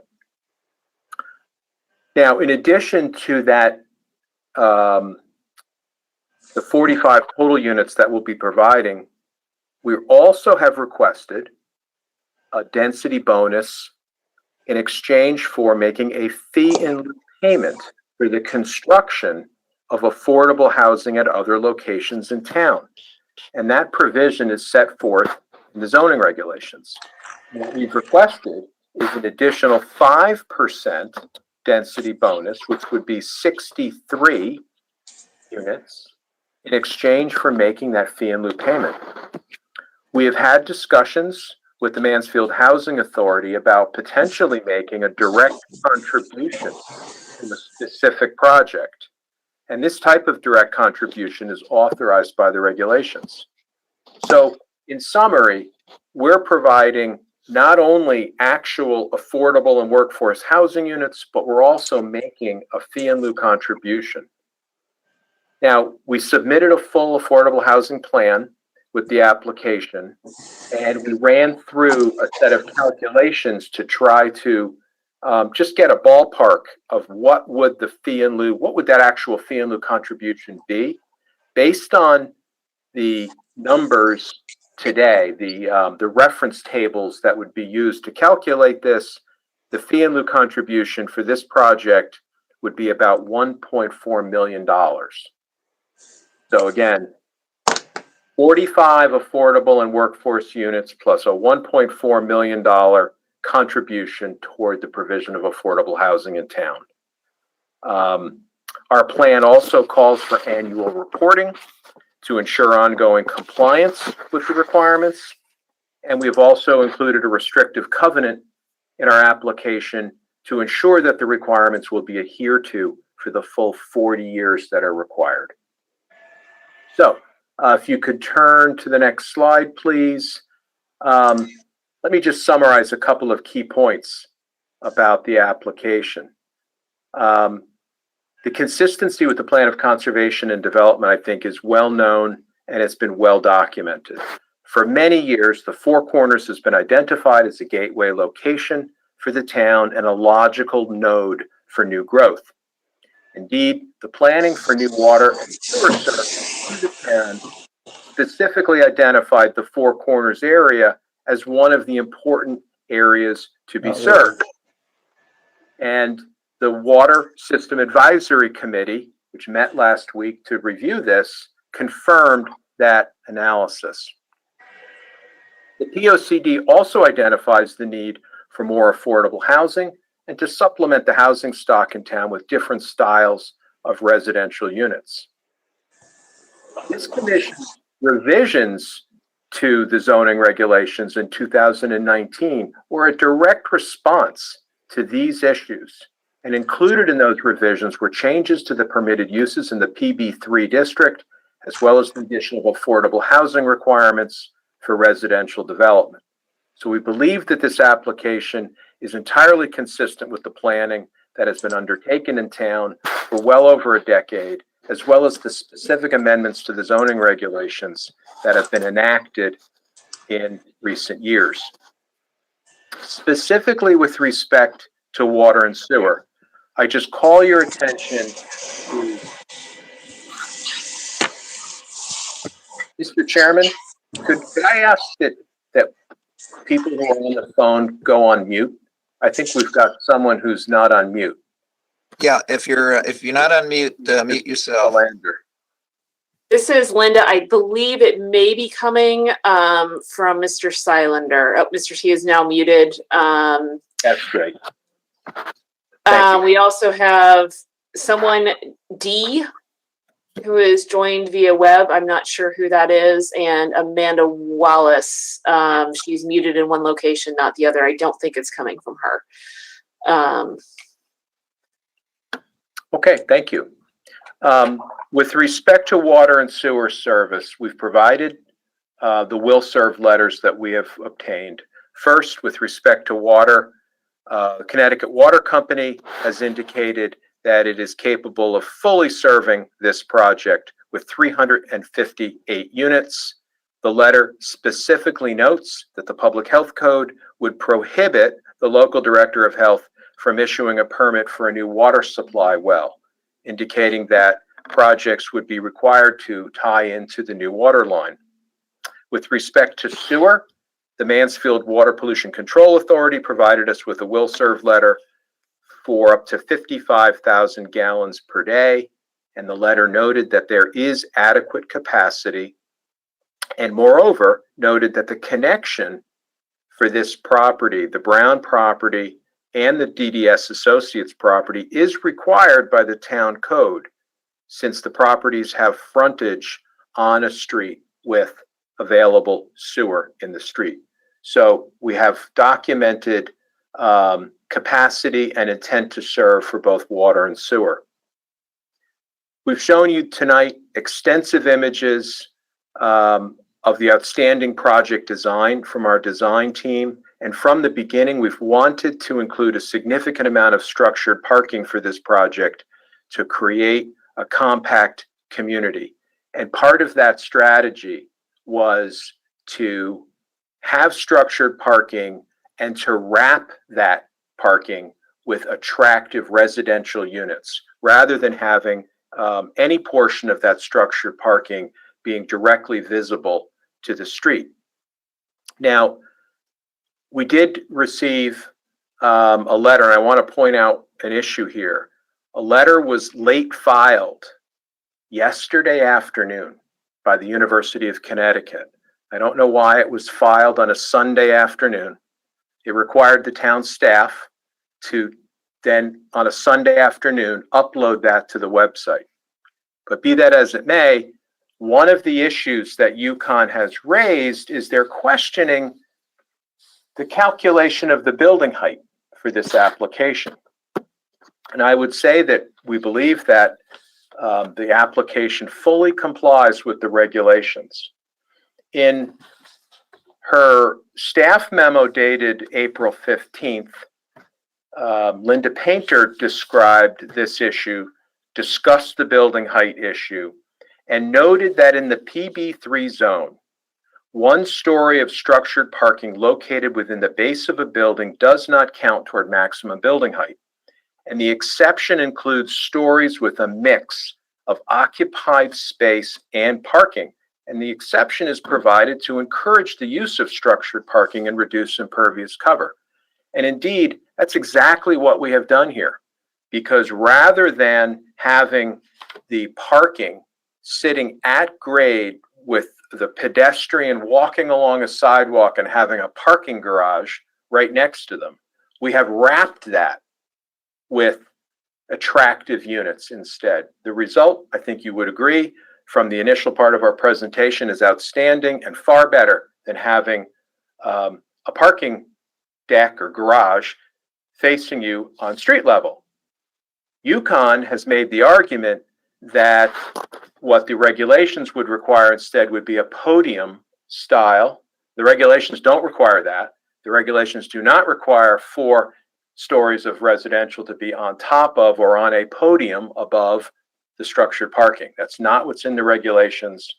And Ms. Painter has, I think, explained that well on page 5 of her staff report. Another issue that was raised by the university in their late filed letter was a question about the conservation easement that we've proposed. This commission, having also served as the Inland Wetland Commission, is very familiar with the fact that arising out of the need and the desire to protect critical habitat at the site and other areas too that had important conservation values, we proposed a conservation easement. And we've even agreed to expand the area of the easement as a result of comments from the Conservation Commission. UConn has now come out in their letter and they've taken the incredible position that we should now be penalized for having done that by deducting the 9 acres of the conservation easement from the calculation of our base density. I mean, that argument to me makes no sense. We have always said that the conservation easement would be executed and recorded prior to a building permit being issued. The conservation easement is not of record right now. It is in your plans. It's for you to review. You haven't even approved it yet as a Planning and Zoning Commission. When that day comes and the project goes forward, we will execute that conservation easement prior to a building permit. But it's not of record now, and there is no requirement that it be deducted, this future easement be deducted now from the acreage that we have on site to be developed. The argument doesn't make any sense, so I would ask you to disregard that. Jeffrey Fitzgerald gave a great quick summary. The stormwater management plan is very, very similar to what was reviewed and approved during the wetland proceedings. So all of that review, I think, has really benefited the project in delivering such a good system. Aaron Fredette reviewed the traffic and the minimal impact on the area. And, you know, in conclusion, I think what we see here is that this well-managed, compact community responds directly to concerns raised in the POCD for having a variety of housing types, including multifamily residential, affordable units, and to reduce pressure in town to turn single-family residential homes into rental units. So with that, we will conclude our presentation for this evening, and we are, of course, all available to answer any questions that you might have. So thank you for this. Okay, thank you very much. So our next step is questions from the commission and staff. But before we do that, I promised you that I wouldn't keep you more than 2 hours at a time without a break. And so since we've been here almost 2 hours, let's take a 5-minute break. Think about questions you'd like to ask, and we'll reconvene at 8:23.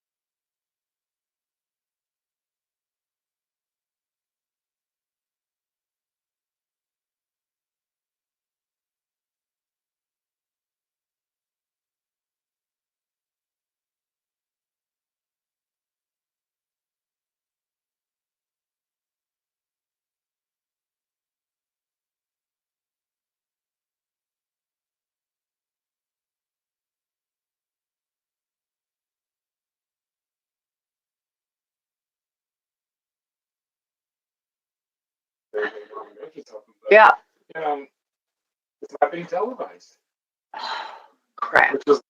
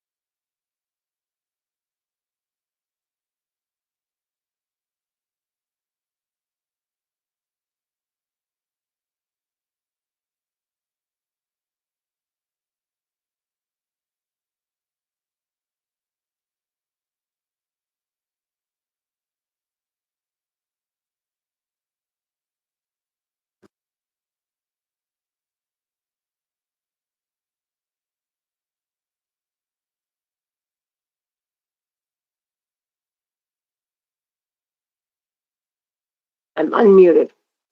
Paul, Yes, do you not realize that this is not being televised? should it be televised? Isn't Yeah, I our guess it should be meeting? televised, right? Yeah, our meetings are usually done on Yeah. 191, and it's not showing up there. Oh, okay. Well, it's being recorded, I know. Yeah. Linda, we are being recorded, right? I didn't know that it wasn't being broadcast. Yeah. Emmy is going to check now because that's something that she set up earlier, so it should be on Town Hall streams and on channel 191. It's not on 191 right now. Okay. Well, then we will try and troubleshoot that. I don't know why. Very good. I'm gonna hop off here and check Town Hall streams. Thank you. Should I wait, Linda? Yes, please. Okay.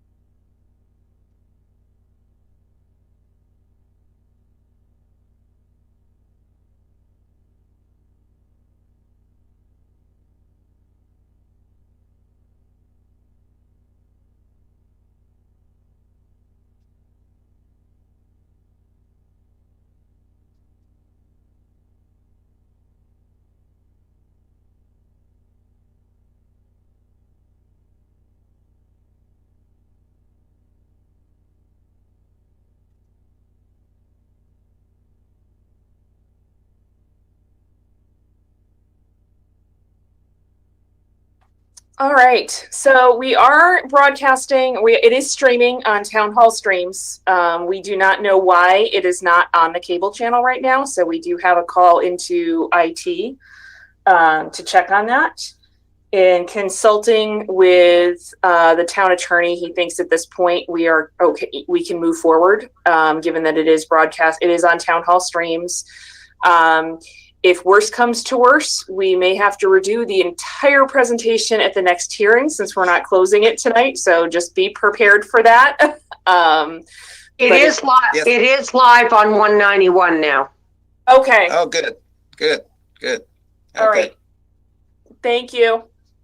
I hope we don't have to redo the whole thing. Now it's time for questions.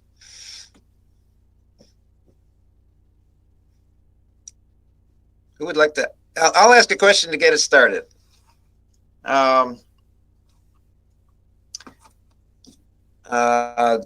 You're aware. Who am I asking a question to? I guess would it be Tom?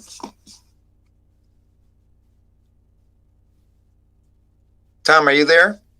I am here, Mr. Chairman. Yes. Okay. Yes. Thank you. Yeah, I just wanted to see a face to ask a question to. So, you're very aware of that historic root cellar that you have on the property. And one comment I would have is that we have a national treasure that lives in Mansfield, Rudy Fabretti, who's very familiar with the history of that root cellar and has some strong opinions on how best to preserve it. So I would suggest at some point talking to Rudy Fabretti about that root cellar. And the other thing about history that I would bring up is that I believe that on 195 you have a historic hitching post as well. If I'm not mistaken, that's a colonial hitching post on 195. That also would be good to make sure that that's kept safe. Good. So I'll ask you a question as well as those comments, and that is, have you thought about the possibility of using any solar energy on some of those great south-facing roofs you have? Well, Mr. Chairman, we did talk about this at length on our team, and I'm going to ask Mohammed to give you a little more detail on this, but the orientation of the buildings themselves very much lends themselves to solar gain, based on the design of the project and the way that the property is oriented. So if Mohammed could just add a little bit of additional detail to that, I think it would be helpful. Sure, I'm happy to. I guess just to make sure I understood the question, is it related to solar gain or related to having solar panels? Solar panels. Yeah. Solar I know that. I know panels. Got it. Okay. Yeah. So we had talked about the orientation of the building and solar gains and all of that. The reality of it is we've got building roofs that are really oriented in all different angles throughout the site, and I'm gonna go ahead and share my screen really quick. That might be helpful. You all don't mind.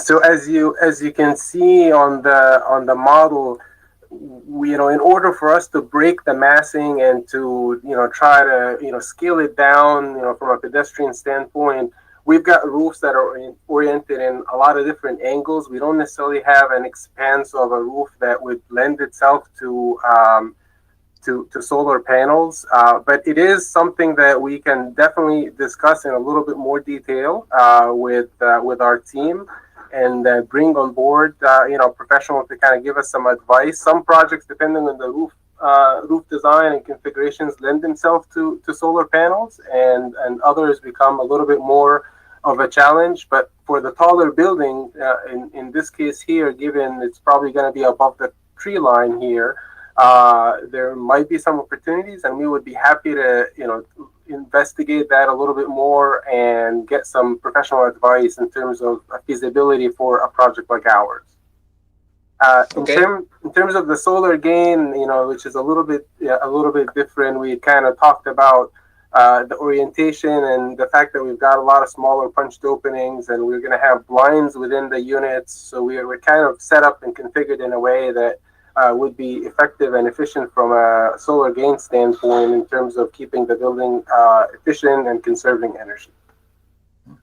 Okay.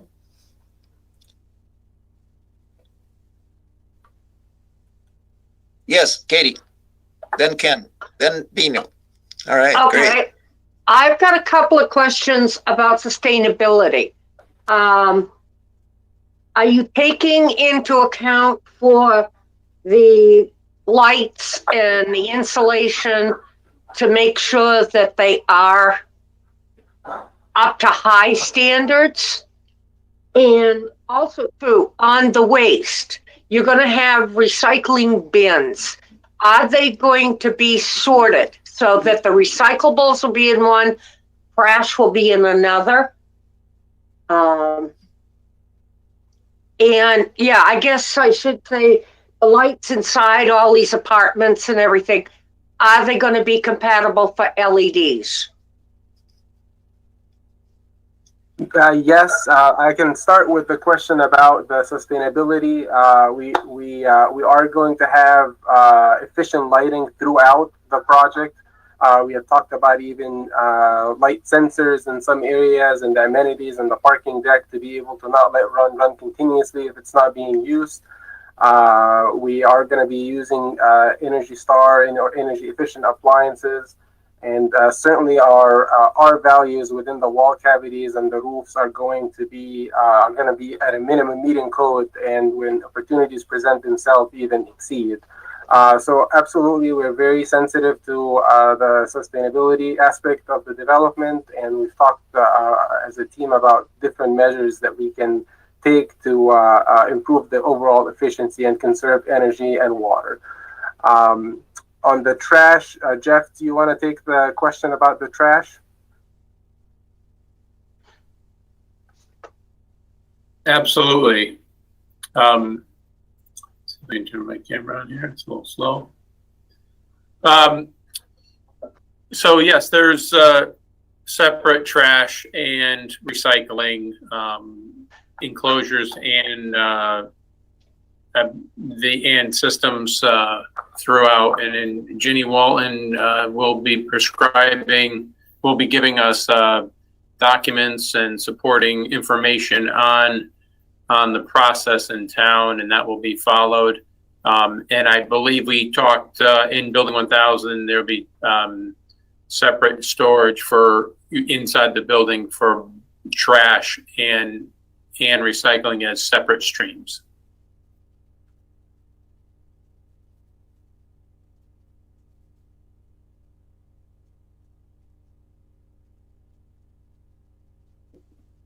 Okay, Ken, you had a question. Commentary first here, Paul. First, I want to echo my support of the Capstone community pursuing photocells or photovoltaic cells for some of this roof structure we have here. I'm also concerned as I look at it, there's quite a bit there. It would seem to me that some modification could be made so that you could use that, particularly the larger structure in Building 1000.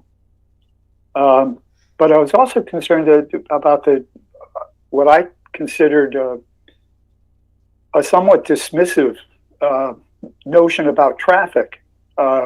It just seemed to me that this was discounted, that somehow or other we could have 370, 350 something units and not contribute significantly to traffic in the Four Corners area. So if there's somebody here who can perhaps allay my concerns about traffic, I'd be willing to listen again. Thank you. I think, Mr. Chairman, what I would ask is to have Aaron Fredette, our professional engineer who spoke to you about traffic, provide an answer to Mr. Ron's question. Okay. Thank you. Again, Erin Fredette with McMahon Associates.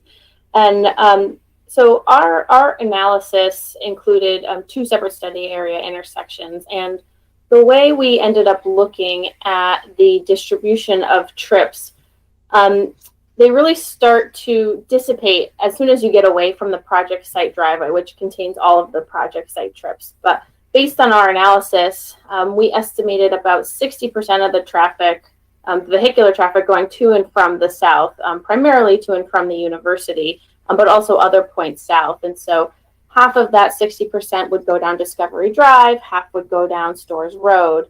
And then the remaining 40% would be distributed to Middle Turnpike to the east, to the west, up Wellington Hill Road, and then further up Stores Road. And so when you take into account all the different directions that traffic can go, it really starts to dissipate that impact. And so because of that, the ultimate increase in delay and queuing associated with those trips starts to diminish as you start to get further away from the project site driveway. Now, I did mention that we did identify some existing concerns with particularly the Stores Road and Middle Turnpike intersection, and I think they primarily revolve around safety. We did see an increase in crashes in 2017 and 2018, which we would expect at least a portion of those to be associated with the ongoing construction along those roadways during that time. But we also identified trends, including spikes in crashes during the middle of the day, during September, October, and May, which we would expect to be associated with an increase in drivers unfamiliar with the area going to move-in, homecoming, commencement, things like that. And so that's why we identified some improvements to address the safety concerns. But as it relates to the specific project trips, we really didn't see a significant increase in delay or queuing associated with the project trips. As noted, it's also been reviewed by Weston and Sampson, and I know they have at least one outstanding comment that we're working through. And so hopefully that starts to answer your questions, but I can definitely get into any more specific detail or answer any additional questions you have. Okay, Bino, you have a question. Yeah. My question is about affordable housing. I know it was presented that, it's 30 affordable housing plus 15 workforce. And then I also heard a 63 number. I want some clarification as to what that 63 number is and how that was arrived at. I heard 5%. Yes, this is Tom Cody. The affordable and workforce units that are being provided are exactly what you just said, the 30 affordable and 15 workforce. The 63 units that I mentioned in the presentation is really a different category of units. Those are not affordable units. Those are regular market rate units, but those are obtained in exchange for the fee in lieu contribution for the provision of additional affordable housing. So it doesn't increase the number of units within our project, but it certainly provides a financial contribution to the provision of affordable units at another project. So you are getting 63 additional for fee in lieu of 1.4 million. Yes, and those numbers, that 1.4 million is based on the tables that are referenced in the regulations as of currently.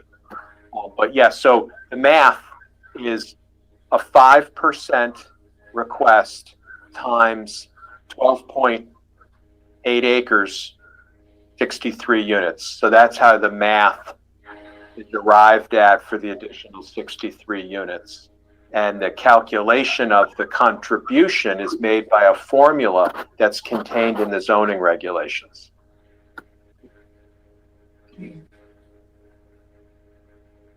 Now, for me, it's interesting to see. Well, Ken was there, and Vera, and perhaps Luann Raz was there when we wrote those regulations about the fee in lieu and everything. It's interesting to me to finally see an example of this happening, what we envisioned a few years ago. So that it's really nice to see, and hopefully that works out the way we thought it would in the end. Yeah, it is interesting, and 63 is a very high percentage of the total, right? Total units. So was the 5% of the per acre, or what was it intended to be as something else? It'd be nice to go back and check the notes. I believe that's the way we intended it, right, Linda? So the way it's written is that for each 1% of construction cost, they are eligible for a one dwelling unit per buildable acre bonus. So that's where, when Mr. Cody was referencing multiplying the developable acreage times 5, that's how they're getting to the number of units. That's the bonus.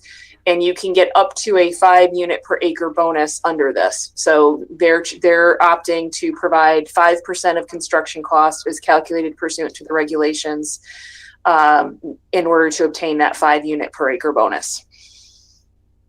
I hope that helps clarify things. Mm-hmm. Yes. We made it complicated on purpose. I have to be an engineer. Here, they have all these places where they're going to store snow up top. And as far as I know, that snow is going to melt. What provisions have they got for making sure the meltwater doesn't go all over everywhere and freeze up? I think we will have Jeff Fitzgerald address that snow removal, snow storage plan. Yeah.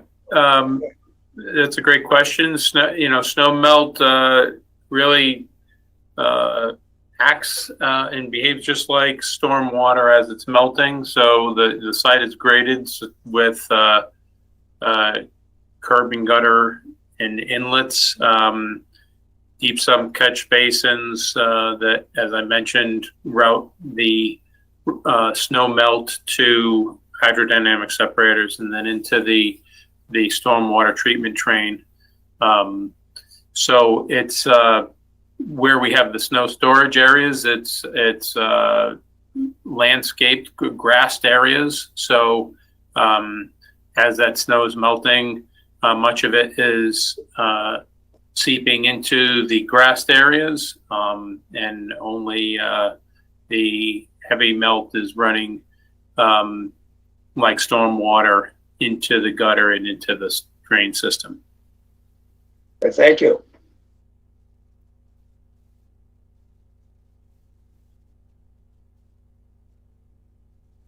Yes, Luann. Hi, good evening. I have a question about the trail system that will be going through the conservation easement. Will that trail that goes out to 44, well, I have a couple of questions. The trail that goes out to 44, will that accommodate bicycles? What is the surface of that trail going to be? Is it going to be mulch, gravel, paved? This is Tom Cody. The intent is to have it be a very low intensity type of a surface. So it would be a mulch type of a surface. Mm-hmm. And so is there any provision, because people will certainly take their bicycles on that, as it will be the quickest way to get to 44. How will that be maintained to prevent further erosion? Well, the trail will be maintained as a part of the overall site maintenance as well as all of the community amenities that are being made available to the public. This community's management infrastructure will manage and maintain those community amenities.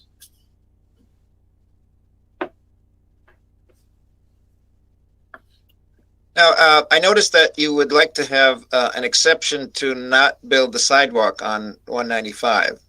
Now, 195 from Four Corners up to the university is a high priority for the town to build a sidewalk, and we certainly will eventually have a sidewalk on the west side of 195. Now, just speaking for myself, I can't speak for the other commission members. We probably want you to build that tiny little piece, if nothing else, as a example of that sidewalk that we really want to have built as soon as possible for safety reasons. And I don't know how difficult it would be to build that tiny piece of sidewalk, but that could be a template for the rest of the sidewalk that we'd like to have in place. Mr. Chairman, again, Tom Cody. We have looked at that, and I think that design and engineering professionals on our team thought that it would be difficult to do that without doing it in the context of an entire plan for that entire stretch of road. There's going to need to be significant consideration and attention paid to grading and working around trees and other developed features. It's a tough area to design a sidewalk in, and we did not see it to be feasible to really just take one segment and do it without having really that as being a part of an overall plan for a long stretch of the road to take in the consideration to the grades and the right-of-way and the roadway itself and how that would work. So I think from a practical standpoint, we questioned the feasibility of only doing a part of the sidewalk. Okay. Any other questions? Yes, Bino. I forget the numbers for the 2 to 3 bedroom units, but I'm wondering how many of them are going to be ground floor accessible. To get a sense of, what are the units catering to seniors who may want to downsize in the community. I'll ask Mohammed Mohsen to address that. Mohammed? Thank you. Yeah, this is Mohammed Mohsen with Niles Bolton. The townhome over apartment product is the one that has direct access from the sidewalks. Now, not all of the units in that product are accessible directly from the sidewalk without stairs, but we do have a large percentage. So all of the apartments on the ground level, and I will turn around here to take us back to like the entry. So all of the apartments, which are mostly 1-bedroom apartments, and it's a mix of 1-bedroom apartments and 3-bedroom apartments, accessible directly from the sidewalk. Those are obviously going to be the ones that are mostly convenient for somebody looking for direct access. The townhomes also, with a few steps without having to go into a lobby or an elevator, all of the townhomes are also accessible from the sidewalk with a few steps up. That product, the townhome over apartment, is there's 70 units in total in the development, and with the townhomes having a mix of 2 bedrooms and 3 bedrooms, and apartments having a mix of 1 and 3 bedrooms, it kind of provides a wide range of unit types and sizes for somebody that is looking for a direct connection to the sidewalk without having to go through a lobby or an elevator, similar to what would be the case for the wrap product and the walk.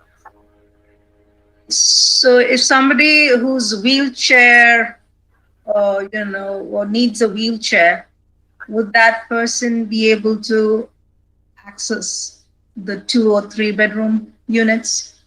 Yes, we will have wheelchair access pretty much to the ground level units of the townhome over apartments, but also we're going to have wheelchair access to the larger buildings because all of our lobbies and front doors are accessible, and with an elevator you can get up to the level. All of our levels in the bigger buildings are served by elevators, so you'll have an accessible way to get to the unit without having to go up and down stairs.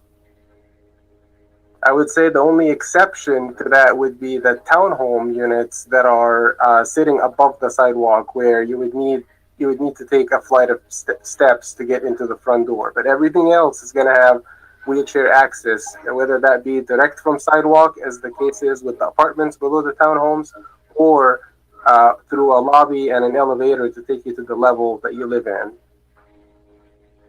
So I don't recall the exact term, the townhome where you can access it from the sidewalk. So that the 1 and 3 bedrooms are accessible from the sidewalk. Is that what it is? That's correct. The ground level apartments of that product, they are accessible from the sidewalk. That is correct. And that's a combination of 1 and 3 bedroom? That's correct. And those are those plans right here. So this is the 1 bedroom option, and this is the 3 bedroom option. Okay. And do you already know where the affordable housing units are going to be, the affordable housing and the workforce? Do you know what combination? Are they 2 bedroom, 3 bedroom, or 1 bedroom? What are they? We have affordable and workforce that represent pretty much the entire mix that we have. So we've got them in 1s, we've got them in 2s, and we've got them in 3s. Okay, thank you. Sure. Any other questions at this time?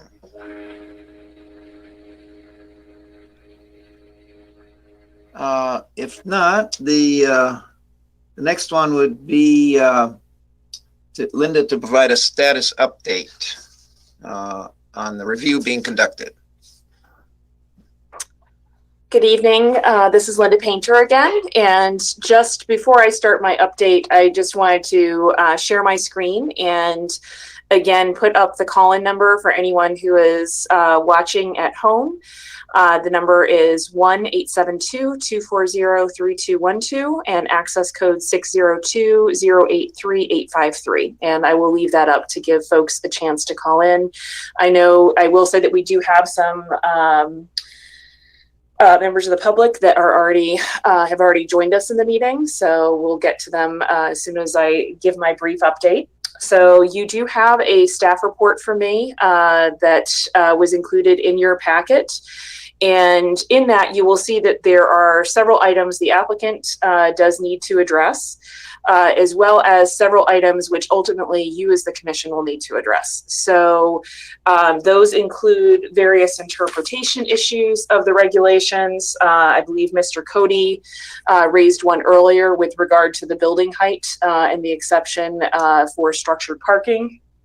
There is also an interpretation issue for you to consider regarding the requirements that certain features be included in 25% of 2 and 3 bedroom units. So you'll see there's more information provided in my memo. The applicant has taken that as a 25% of the total. And so if you look at those features, which generally speaking, I think we were colloquially, I cannot speak right now, referring to as the family-friendly unit. So essentially having an area that could accommodate a dining table, having 1 bedroom, at least 1 bedroom larger than the others, things of that nature. All of the units that meet those standards according to the applicant's plans are 2 bedroom units. So 25% of them do meet, of the total of combined 2 and 3 bedroom units do meet those standards. However, there are no 3 bedroom units. So I think that is a point of interpretation for the commission in terms of interpreting that regulation. And then last, just has to do with a setback. And Jennifer Kaufman may actually weigh in on this at a future time, but I just wanted to call it to everyone's attention. We do have requirements that the setbacks apply to various site improvements. So one of my questions is whether that applies to the trail as well. If you look at the plans where the trail connects to Storrs Road or Route 195, it is going through what I would essentially call a flagpole portion of that lot, which is only 25 feet wide where it connects to Storrs Road. So that's placing it in very close proximity to the abutting residential neighbor. And so, can trails go within that 25 feet, or is that considered a site improvement that needs to meet the 25-foot setback, in which case it would be pushed over? I think from a staff perspective, I would encourage them, unless Jennifer had a different opinion, to push that as far away from that neighboring property owner as possible, because that is a single family home presently. So I will say the highlights in terms of interpretation. There are also some other determinations that you will need to make, just in terms of whether or not you believe that the project is meeting certain standards and requirements. And many of those are highlighted in my memo. And then we do, as you recall, we have retained Weston and Sampson as well as Land Tech to provide technical assistance. So Weston and Sampson was brought in to assist in review of the traffic impacts, landscaping, and the affordable housing plan. So you do have their most recent comments. There are some outstanding issues. And Rob Pryor with Land Tech is reviewing the updated stormwater management plan. So that's something that we did not have them make a presentation this evening because there are still outstanding issues. But we are planning on having them when this hearing is continued. Hopefully, when they've gotten all the responses they need, they will come in and do a presentation to you. And staff will also provide you with an update on where we stand on various items. With that, are there any questions for me this evening? And I will note, Jen did tell me in the chat that the Parks and Natural Resources Committee did recommend moving that trail as far as possible from the single family home. It might make sense to move that trail so that it's more aiming toward Yukon. You might take that trail in order to get onto the eventual sidewalk, rather than taking that trail to go to Four Corners, which would mean you take a right turn instead of a left turn when you get toward 195. And Jen's clarified she'll need to review Parks and Natural Resources comments a little bit more closely. And again, we can delve into that at the next meeting. There'll be time to ask other questions at the next meeting. Correct. Okay, so we can go to public comment. Yes, so you do have, and I'm just going to quickly run through this. I am going to ask, we do have someone who is called in at some point during the presentation. Right now they're showing up as caller 4, and they are unmuted. If you could identify yourself just so we know who you are. It may be Angie Rowie with Capstone. Thank you, Angie.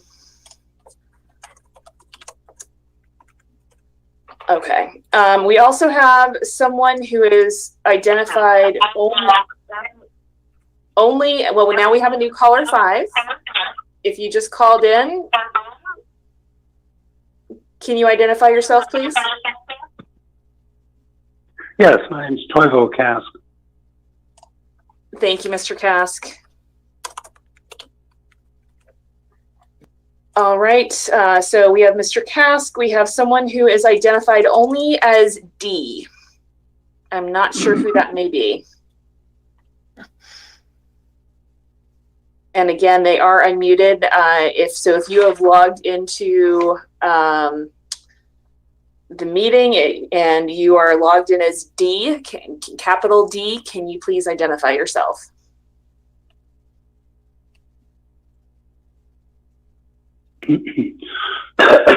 Sorry. Okay, we're getting no response from D. All right.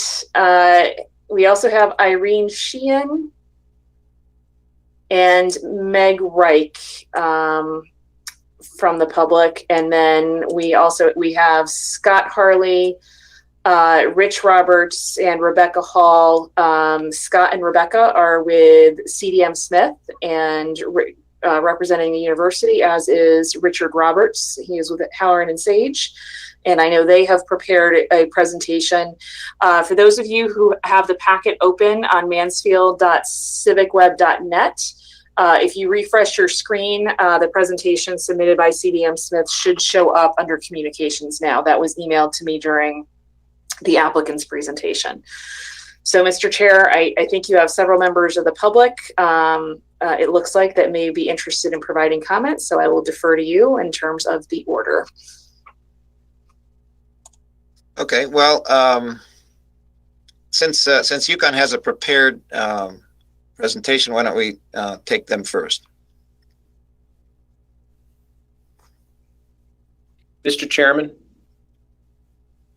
this is Tom Yes. Cohen. I just want to clarify a statement that Linda Painter just made. Okay. And that the question is, are you suggesting, Linda, that we're about to see a presentation that was just emailed to you? Yes.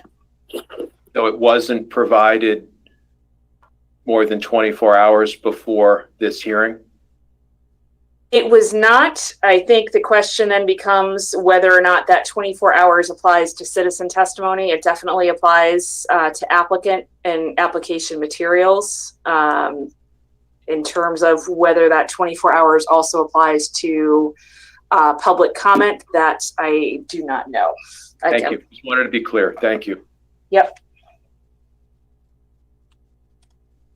Yeah, this is Rich Roberts. I'm an attorney with Halloran Sage representing the University of Connecticut. And I think to follow on to Mr. Cody's question, the substance of everything that is in the presentation was in the materials that was submitted more than 24 hours in advance of the meeting. It just may be reflected in a different manner.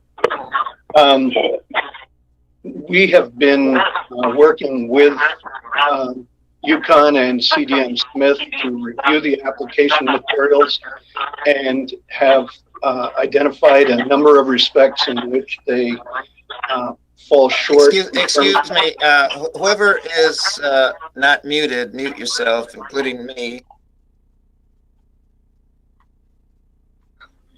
Okay. A number of areas in which they fall short of complying with the regulations and with all of the Chair, I'm town's going planning to Angie Rowley.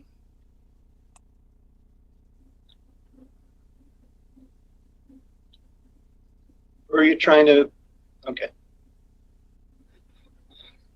Number of respects in which they fall short of qualifying under the regulations and satisfying the requirements and the plans that the town has adopted for the development of the town and of the Four Corners area.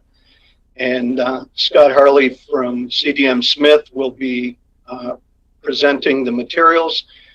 We've worked with Scott, who's a professional engineer, Rebecca Hall, who is a traffic engineer, David Souza, who is landscape architect and a planner, as well as some of their other folks in the, the wastewater and the drinking water areas, to review the plans, particularly in the context of your zoning regulations and the plans for water and sewer in the Four Corners area. So with that, I'll turn it over to Scott. Thanks, Rich. My name is Scott Harley. I'm a professional engineer with CDM Smith. We are located at 77 Heartland Street in East Hartford, Connecticut. The presentation I'm going to give tonight, I'll keep it very brief and to the point, but it follows along with our April 18th, 2021 memorandum that we submitted that goes through all the points that I'm going to talk about in detail. So if you're following along with our memo, the presentation runs concurrent with that in order. So we reviewed the application on behalf of the University of Connecticut in conformance with the POCD as well as the zoning requirements for the town of Mansfield, and have a number of comments on this application that we wanted to present to the commission tonight.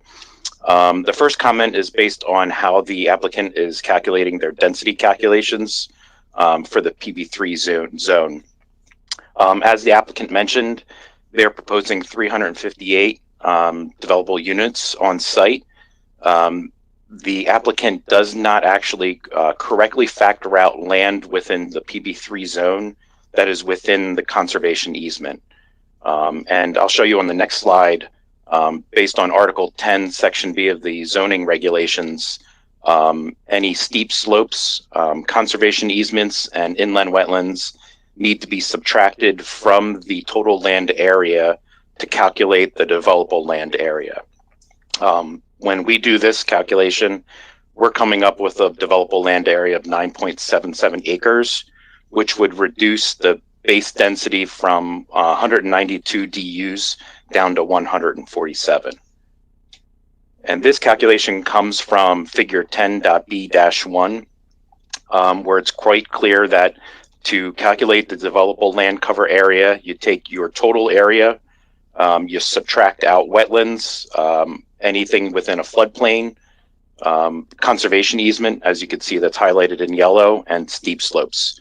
So again, when we're doing this calculation, comparing it to the applicant's number, we're coming up with a lower developable land area of 9.77 acres compared to the applicant's 12.73 that they presented.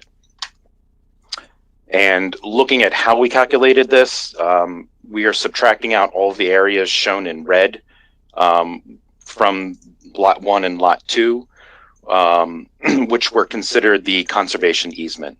And actually, our calculations do not include the area at the top that's adjacent to the CVS that we learned tonight that is also going to be within a conservation easement.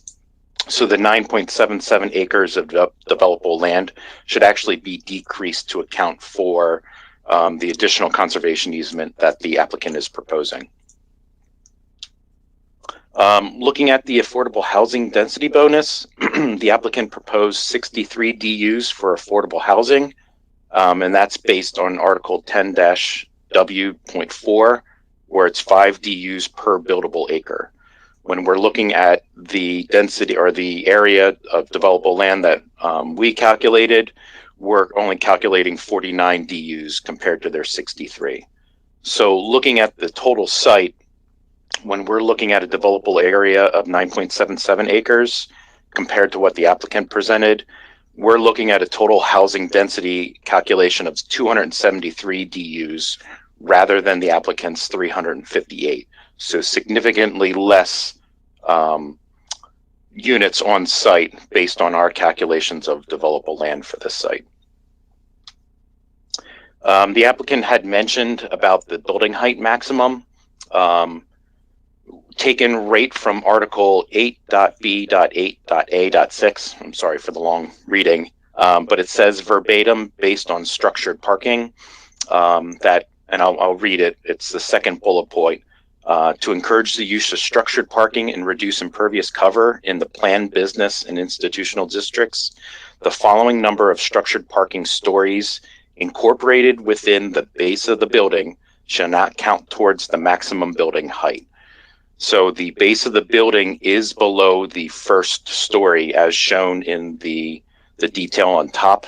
That is in the, this detail is taken right from the zoning regulations. So the parking structure that the applicant is proposing for building 1000 is not included within the base of the building. It is not under the building, it's behind the building. So we believe that since they did not include parking under the base, that they don't get that additional 1 story of building height. And as you could see from the plans that the applicant showed tonight, that it's clear that there is no structured parking on the base of the building. It is really just a mixed use space underneath. So we don't believe that they are adhering to the regulations in the aspect of maximum building height for this zone. We reviewed the application for appropriateness of multifamily and had some comments based on Lot 7. So their site is comprised of Lot 1, Lot 7, and Lot 8. As you can see from the graphic on the screen, Lot 7 lies within the water pipeline overlay zone, which is shown in the gray/blue hatching. It's also to note that Lot 7 lies outside the zone of the Four Corners sewer service area. So the sewer service area is the red line dashed in red. So Lot 1 is within this area, Lot 7 is without. So why is that important? For the water pipeline overlay zone, from Article 10.v.1, the purpose of this zone is to protect rural areas from inappropriate development that could be spurred by new water transmission mains traversing these areas prior to reaching areas designated as smart growth and development areas in the POCD. It's even taken right from this article. It says that the presence of water mains in rural character conservation areas shall not be used to justify the intensification of land uses in this matter that would conflict with the overall character of that specific area described in the POCD. And if you look at the Mansfield DPW website, it states verbatim that this zone is to prevent the pipeline from inducing growth in undesired areas within Mansfield. So we wanted to point that out, that Lot 7 is within this zone. And the use that the applicant is proposing, the intensity of this area, does not match up with what is written in the POCD or the town's plan for this property. Looking at the Four Corners sewer service area, as I mentioned, Lot 7 does not lie within the Four Corners sewer service area.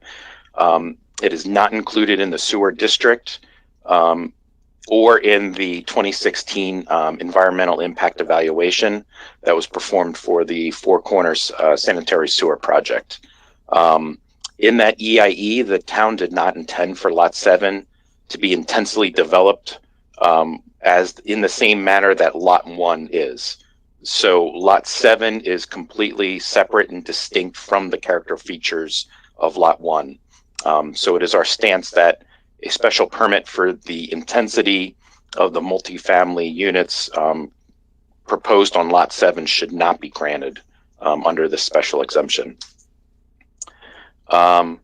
We noticed that there are sections of the application which are incompatible with the town plan. We note that the site design is inconsistent with the POCD. And again, it's based on Lot 7. It's classified as a rural residential village, not a mixed-use center. From the POCD, the purpose of rural residential villages, that designation is to protect and enhance the pattern of development unique to historic villages as distinct from general rural areas. So we don't believe that the application is presenting is consistent with what Lot 7 is classified as a rural residential village. Additionally, the purpose of rural residential villages, I took exactly verbatim from the POCD, and it's really to ensure that residential development in these areas reflect existing village patterns and provide walkable environments to the public on the public streets. And it's that applicants or anyone developing in these areas should look to have low density residential as part of these areas. And we don't believe that this application is correctly or consistent with the town plan and what is in the POCD for Lot 7. In our review, we also noted that there were 4 criterion for the special permit that the application did not meet. I won't go into detail, but in our memorandum, we've stated each of the 4 criteria for a special permit approval that are required and why we believe that the applicant does not meet these. And they're really based on the comments that we've made both in this presentation and in our memorandum. We also did a thorough review looking at the existing infrastructure and utilities. So, the existing sewer, the proposed development of that sewer system, and the water service available to the site. And we wanted to point out to the commission that only Lot 1 lies within the Four Corners water sewer service planning area. Lot 7 is not within that water service area. So from the Mansfield zoning regulations, and this comes from section 6.B.4.U, some special requirements for properties that are served by Connecticut Water. It states in the zoning regulations that future development served by that pipeline, whether directly or indirectly, shall meet the following requirements. And we note that requirement number 2 says that no connections shall be authorized for new or expanded uses unless one of the more of the following conditions are met. And bullet point 1 states that the type and intensity of use is consistent with the planned development designation identified in the POCD. Well, again, Lot 7 is classified. It is not in the planned development area within the POCD, and is classified as a low density residential area. So it does not, the current site as it's designed does not meet this bullet point under the special requirements for properties served by Connecticut Water. Additionally, this bullet point 2 says that proposed uses should be shown that they can be supported by an on-site water system.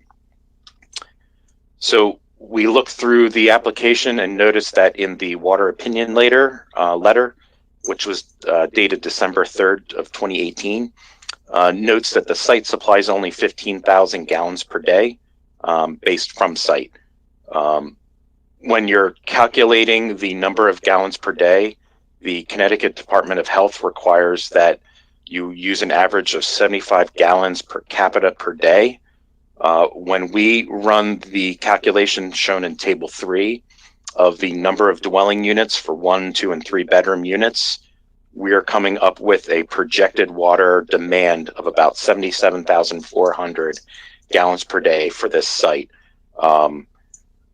Only 19% of that water demand could be supported by on-site water system.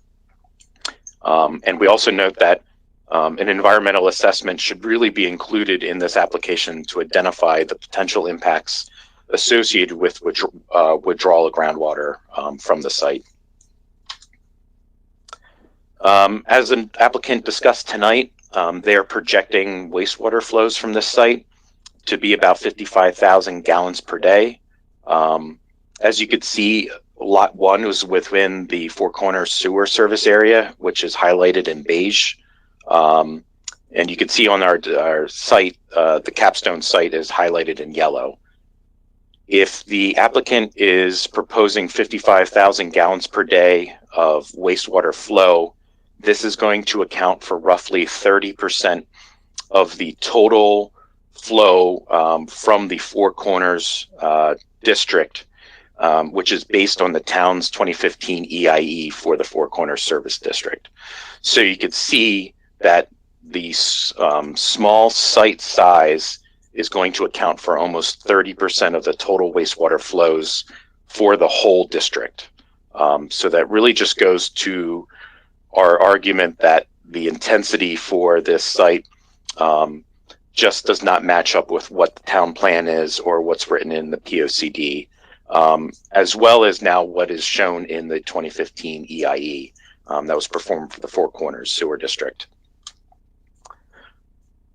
Again, digging into that 2015 EIE, some things that we wanted the commission to note, that the plan for the full future build out for Lot 1 was 40,000 square feet of commercial development.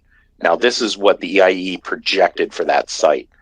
The total area for the entire Four Corners area, total potential development was calculated at 458,000. So this was in that 2015 EIE. The applicant is proposing 398,350 square feet of total floor space. So that this size is nearly 10 times greater than what was anticipated in the 2015 town EIE for this site. And this intensity is going to represent about 87% of the total build out potential that was in the EIE for the total service area. And it's just to note, so that the commission is aware, in that 2015 EIE, the total new DUs for the entire service area, sewer service area, was listed at 275. So you could see that the application for this site is already greatly above what was anticipated for the entire Four Corners sewer service area.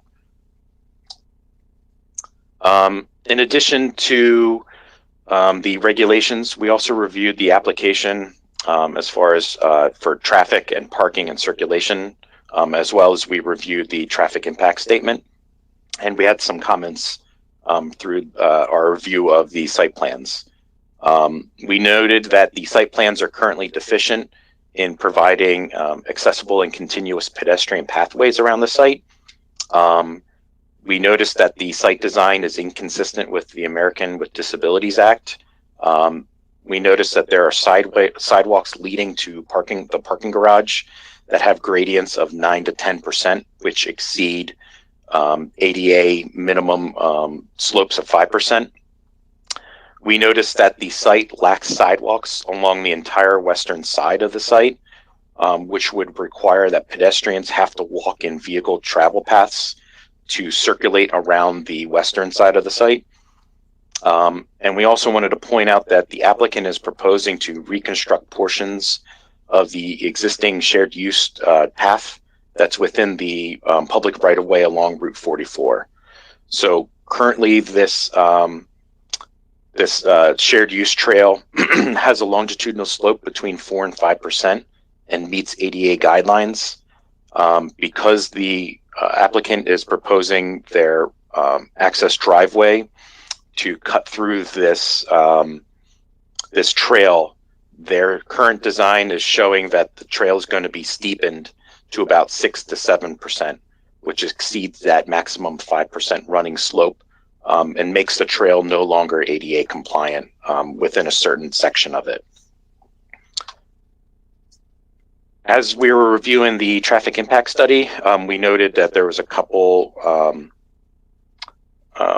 omissions from their study that we wanted the commission to know. The traffic impact study indicated that safety improvements are needed at the intersection of US Route 44 and Route 195. However, these improvements are not included in the current site design. The applicant noted that site distance looking left from the proposed driveway does not meet the minimum requirements. They are proposing landscaping and grading improvements in this area.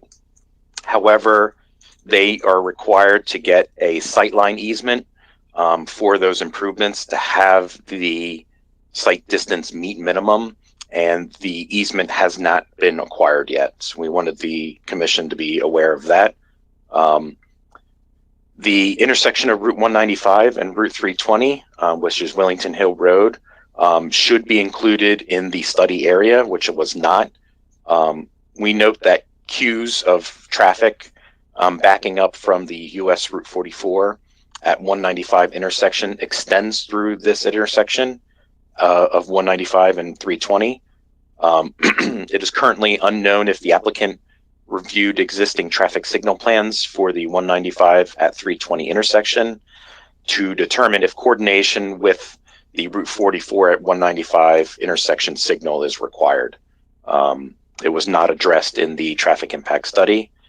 And we also comment that the applicant should review potential improvements to the Route 44 at Discovery Drive intersection to reduce the westbound queues during the AM peak hour, which we noted from the traffic impact study. So with that, that's the conclusion of what I'm going to cover. I'm going to turn it back to Rich, and he's going to summarize our discussions that we just provided. Rich? Thanks very much, Scott. I guess I'd like to just hit the high points on why the application does not comply with the regulations, does not comply with the town's plans for development, either the POCD or the EIE or the plans for water and sewer in the Four Corners. First, the applicant's base density calculation is incorrect. The regulations are very clear. The amount of space within conservation easements is supposed to be deducted from the total area when you calculate the developable area for the base calculation. The question apparently becomes, when is a conservation easement not a conservation easement? And the answer the applicant provides is apparently when it's inconvenient to have it be a conservation easement, it shouldn't count as one. The Inland Wetlands Commission approved this application with the requirement that it provide a conservation easement of a certain size. That conservation easement was provided to prevent development within certain sensitive areas of the site, to protect the wetlands, to protect vernal pools, and to confine the development to a portion of the site. If that's not a conservation easement that prevents development, I really don't know what is. When you offer a conservation easement in order to entice the Wetlands Commission to approve your application, when you offer a conservation easement and potentially a larger conservation easement to entice the Conservation Commission to give a favorable report on your application, and then turn around and say that those really aren't conservation easements when you're in front of the Planning and Zoning Commission because they reduce the amount of development that you'll be allowed to cram into the site, it makes you wonder what the meaning of the words are, and they appear to be very plain on their face. As a result of the base calculation error, the affordable housing calculation is also incorrect in terms of the bonus units that they can obtain by paying money to the town. Building 1000 does not comply with the requirements of the regulations in that it exceeds the number of stories that are permitted. Excessive development is proposed within Lot 7 within the water pipeline overlay zone. Bear in mind that notwithstanding the PB3 zone requirements, there are separate water pipeline overlay zone requirements that also must be considered. Excessive development is proposed on Lot 7, which is an integral part of this site, which includes the enormous Building 1000 outside of the Four Corners sewer service area. Lot 7, which includes the enormous Building 1000, is in the rural residential village, low density residential zone under your plan of conservation and development. The proposal lacks any meaningful compliance with the requirement of a mixed use center that are also contained in your POCD. It's a very large apartment complex. It's not a mixed use village center where people will stroll through to shop or to meet with friends. It's an apartment complex. It doesn't meet the 4 special permit criteria that Scott enumerated earlier. And the site does not show that it complies with the on-site water demand that is required as part of your regulations. Bear in mind that the regulations do not require that you do provide on-site water if you're going to be connecting to the Connecticut Water Company system.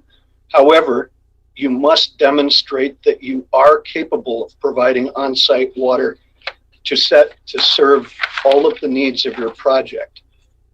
The application falls far short of that.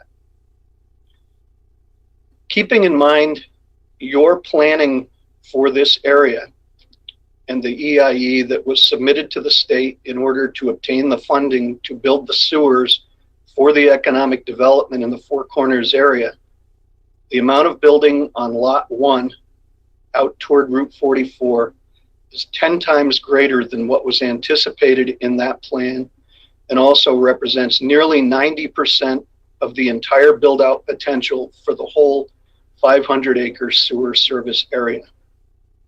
This development alone uses up more than the entire amount of the residential units contemplated in your 2015 EIE.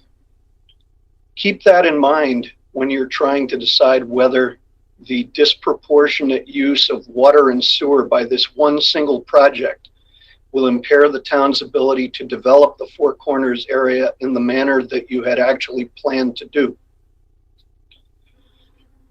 In addition to these shortcomings, there are also some site and traffic issues that Scott alluded to, and I think are consistent with Commissioner Ron's comment that it just seems implausible that a project of this size could have no traffic impact whatsoever.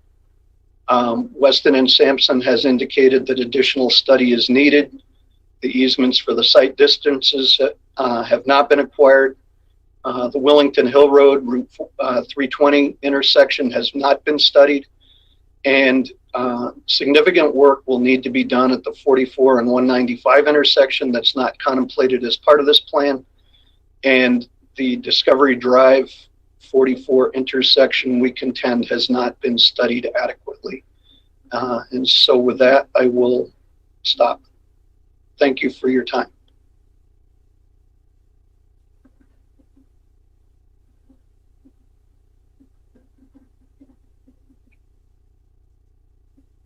I think you're muted.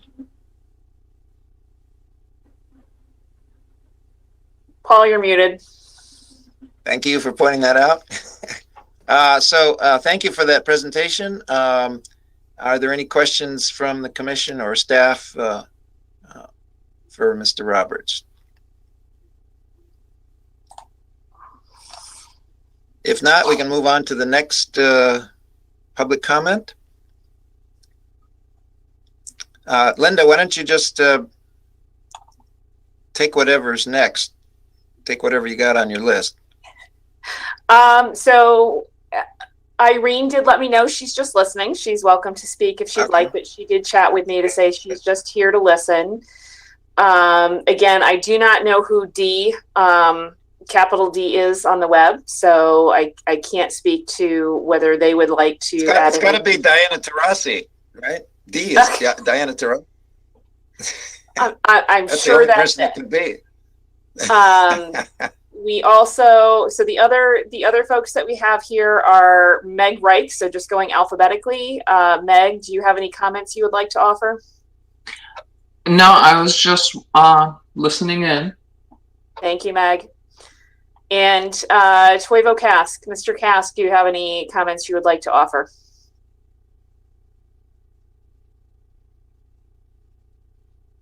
Professionals who are talking and giving all kinds of very, pertinent information on both sides. Mr. Kask, can you please state your name and address for the record? Sure. Toivo Kask. It's spelled Toivo Kask. Thank you. Okay.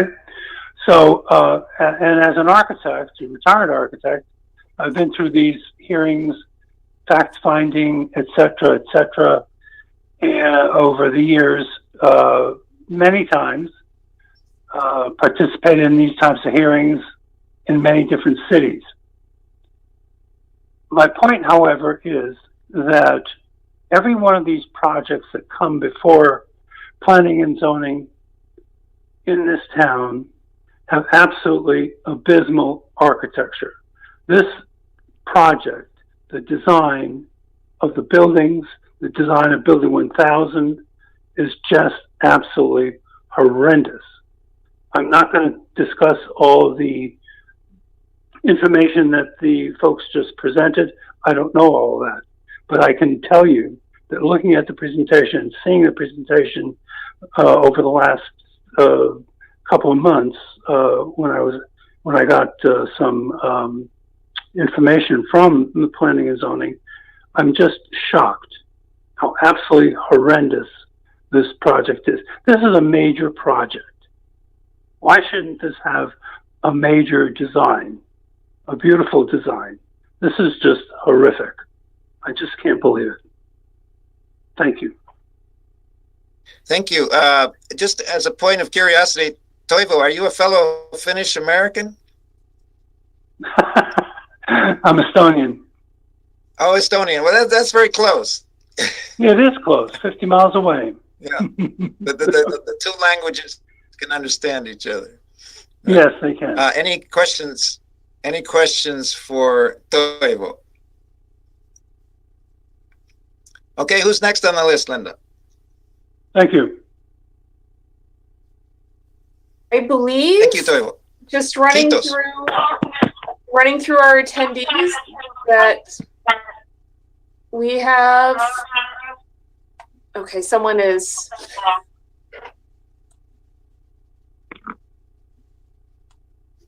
Toivo, can you mute yourself, please? Thank you.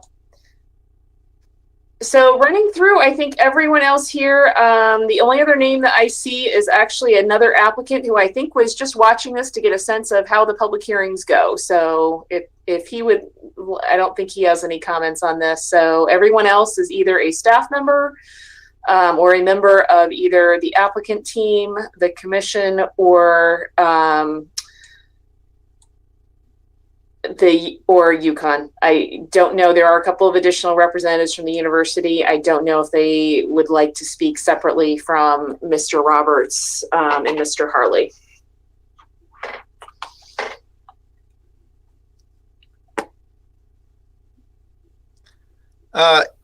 If not, we can move on to a motion to continue the hearing. Robert Corbett turned his camera on, and he promptly turned it off, so I'm not sure whether that means he would like to speak or not.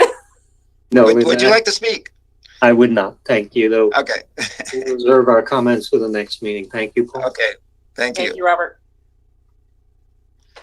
I would entertain a motion to continue this hearing to another date. All right, let me put something up for you, Mr. Chair. Okay.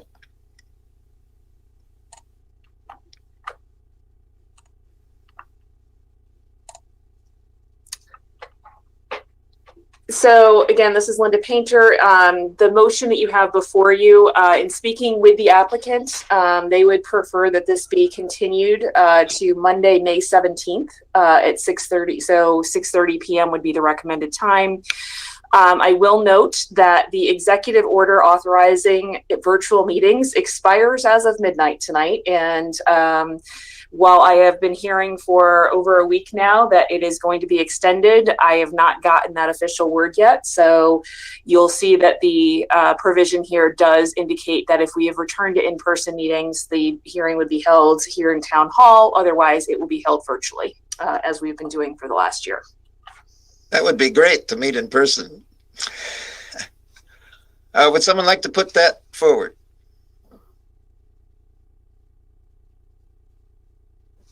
I can put it forward. Okay, thank you, Vino. Chandy moves to adjourn the public hearing on the special permit application of Capstone Collegiate Communities and the J.E. Shepherd Company for a 358-unit multifamily development on property located at Middle Turnpike and 1621 Stores Road to Monday, May 17th, 2021 at 6:30 p.m. If the town has returned to in-person meetings, the hearing will be held in the Town Hall Council Chamber at 4 South Eagleville Road.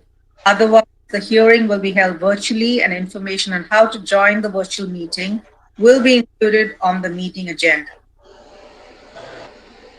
Moved by Chandy. Plant seconds.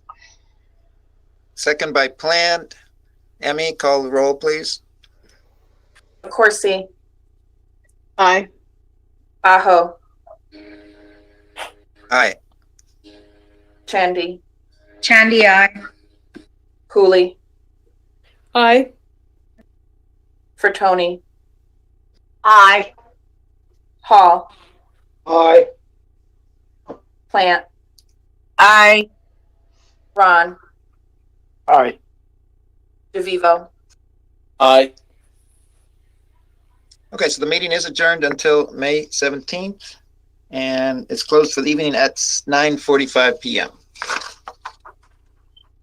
We have no old business, no new business.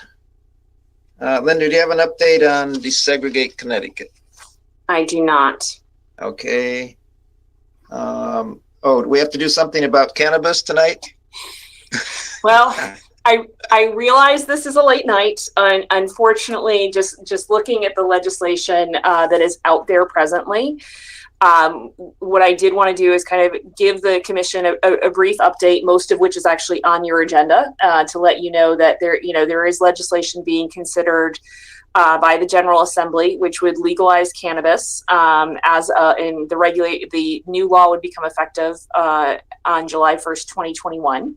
The reason for bringing this to your attention is that in the draft legislation, it does authorize municipalities to amend zoning regulations to prohibit the establishment of a cannabis establishment, except for a dispensary facility or producer, establish reasonable restrictions regarding hours and signage, establish reasonable restrictions regarding the number or density of establishments, again, except for dispensaries or producers, and establish restrictions on the proximity of establishments to establishments listed in a specific subsection of the general statutes. If such amendments are not adopted by the municipality, we're required to consider these establishments the same as other similar uses in terms of zoning. So, for example, I would presume that means that if you are selling cannabis or marijuana, we would consider you a retail use and you'd be subject to the same standards as all other retail uses in the community. And then with the production, that's just given the way this is phrased, I need to speak with the town attorney in terms of whether or not producer of recreational cannabis, let's go with that, as opposed to medicinal cannabis, is something we can regulate in terms of his interpretation. But because this becomes if approved, because it becomes effective on July 1st, 2021, it does not leave us a lot of time. And I wanted to get a sense from the commission, if you are interested in regulating these types of establishments, and if so, if you have any general direction to provide to the Regulatory Review Committee so that we can quickly move towards doing something, so that we have something in place before July 1st. Alternatively, the other item I think that you could potentially consider to give yourselves more time and do this in a thoughtful manner would be to consider a moratorium on these types of establishments until we have, to give you more time to think through exactly how you want to handle it. Any comments? Yes, Katie. I agree on the moratorium. I think we need a little bit more time to think about it and how we want to proceed. Okay. Anyone else? Ken? Yeah, I'm going to support Katie's approach here. And I think a moratorium, given that July 1st is going to arrive pretty quickly, and particularly given the kinds of time we're needing to put in on these various applications at the Four Corners, I'd like to see us put this off. Okay. Yes, Luann. Yeah, I would also support a moratorium on that, but I would also suggest that there may be some committees that would like to weigh in on this as well. Economic development would be one. Do we have a joint university relations committee that could weigh in on this? I think they should also think about that. Good point. Other committees that would be appropriate. During the moratorium, we could get input from other committees. So, and just to clarify, Luann, your suggestion is part of developing regulations to include these other advisory committees. Yes, correct. Okay. So if we have a moratorium, that would give those committees a chance to weigh in on potential regulation. Yep. So at our next reg review, we can write the moratorium and then bring it to the commission, right, on May 3rd? We can, or frankly, if it's a moratorium, that's probably something staff can, if that's the direction that, by consensus, the commission wants us to go, which moratorium is really simple for us to write and bring back. Why don't you just write that up for us for May 3rd? Yeah. Okay. That's probably the most prudent thing to do. All right. Okay. I think we are done. Just a couple of reports, Paul. Sorry. Yeah. Under Okay, go reports, I'll skip ahead. I don't know if anyone else has any reports, but just as an FYI, the town did submit 2 applications for earmark consideration to Congressman Courtney's office. It was a 10-day turnaround, so it was a little tight. But the 2 projects that we submitted, one is a multi-use trail between the intersection of 44 and 195 down to Tower Loop Road. So that was submitted as an infrastructure project. The estimated cost from engineering on that is around $2.8 million. The other project is the improvements to the intersection of Route 195 and Route 89. As you may recall, as part of the school building project, there are some basic operational improvements that will be made due to the school project. And during the testimony that you received on that project, you did receive comments from members of the neighborhood asking that we do more and not just do the bare minimum in terms of signalization and slip lanes, and really try and beautify and make that more a better intersection for pedestrians, not just for cars. So we also submitted a request for funding to really expand those intersection improvements beyond what the town was planning to do. And the estimated cost of that project, I believe, was around $1 million. So we will let you know how that proceeds. There's definitely no guarantee on either one of those. The other couple other items. One, I did want to let you know that we have received communications from Scott Jordan. He sent them to 5 developers that had been in contact with the university about connecting to the university's system. So as you recall, with our sewer service agreement, there are town sewer service areas, university sewer service areas, and then anyone who would directly connect into the university's infrastructure requires their approval. They did send out letters to those developers. I believe it was last week or the week before, indicating that they are continuing what they referred to as a moratorium. And it was essentially, I think it was an October 2019 letter indicating they would not support any sewer connections for off-campus housing. They have indicated that they will be extending that for 20 to 24 months. So just as an FYI. And then executive orders, we talked a little bit this evening. So, and actually it looks like one of our public hearing and the public hearing participants indicated that some things are going to be extended this evening. So we just have not heard exactly which ones they are. But again, we'll keep you posted when it comes to virtual meetings versus actual meetings and what else changes. And we'll keep you abreast and work to figure out how to navigate the ultimate transition back to in-person meetings. Okay. Luann, do you have anything from regional? The Regional Planning Commission, are they having meetings? I have not been attending them. Carlita has, so Okay. I don't know the status of that. We'll catch up with Carlita next time she's here. Okay, I think we are then now finally done, right? Thanks for staying up all evening and listening. And can you give us an adjournment time, Paul, Yes, or we are officially adjourned adjourn at the meeting? 9:54 p.m. All right. Thank you all so much. Have a good evening. Good night. Bye-bye. This conference is no longer being recorded.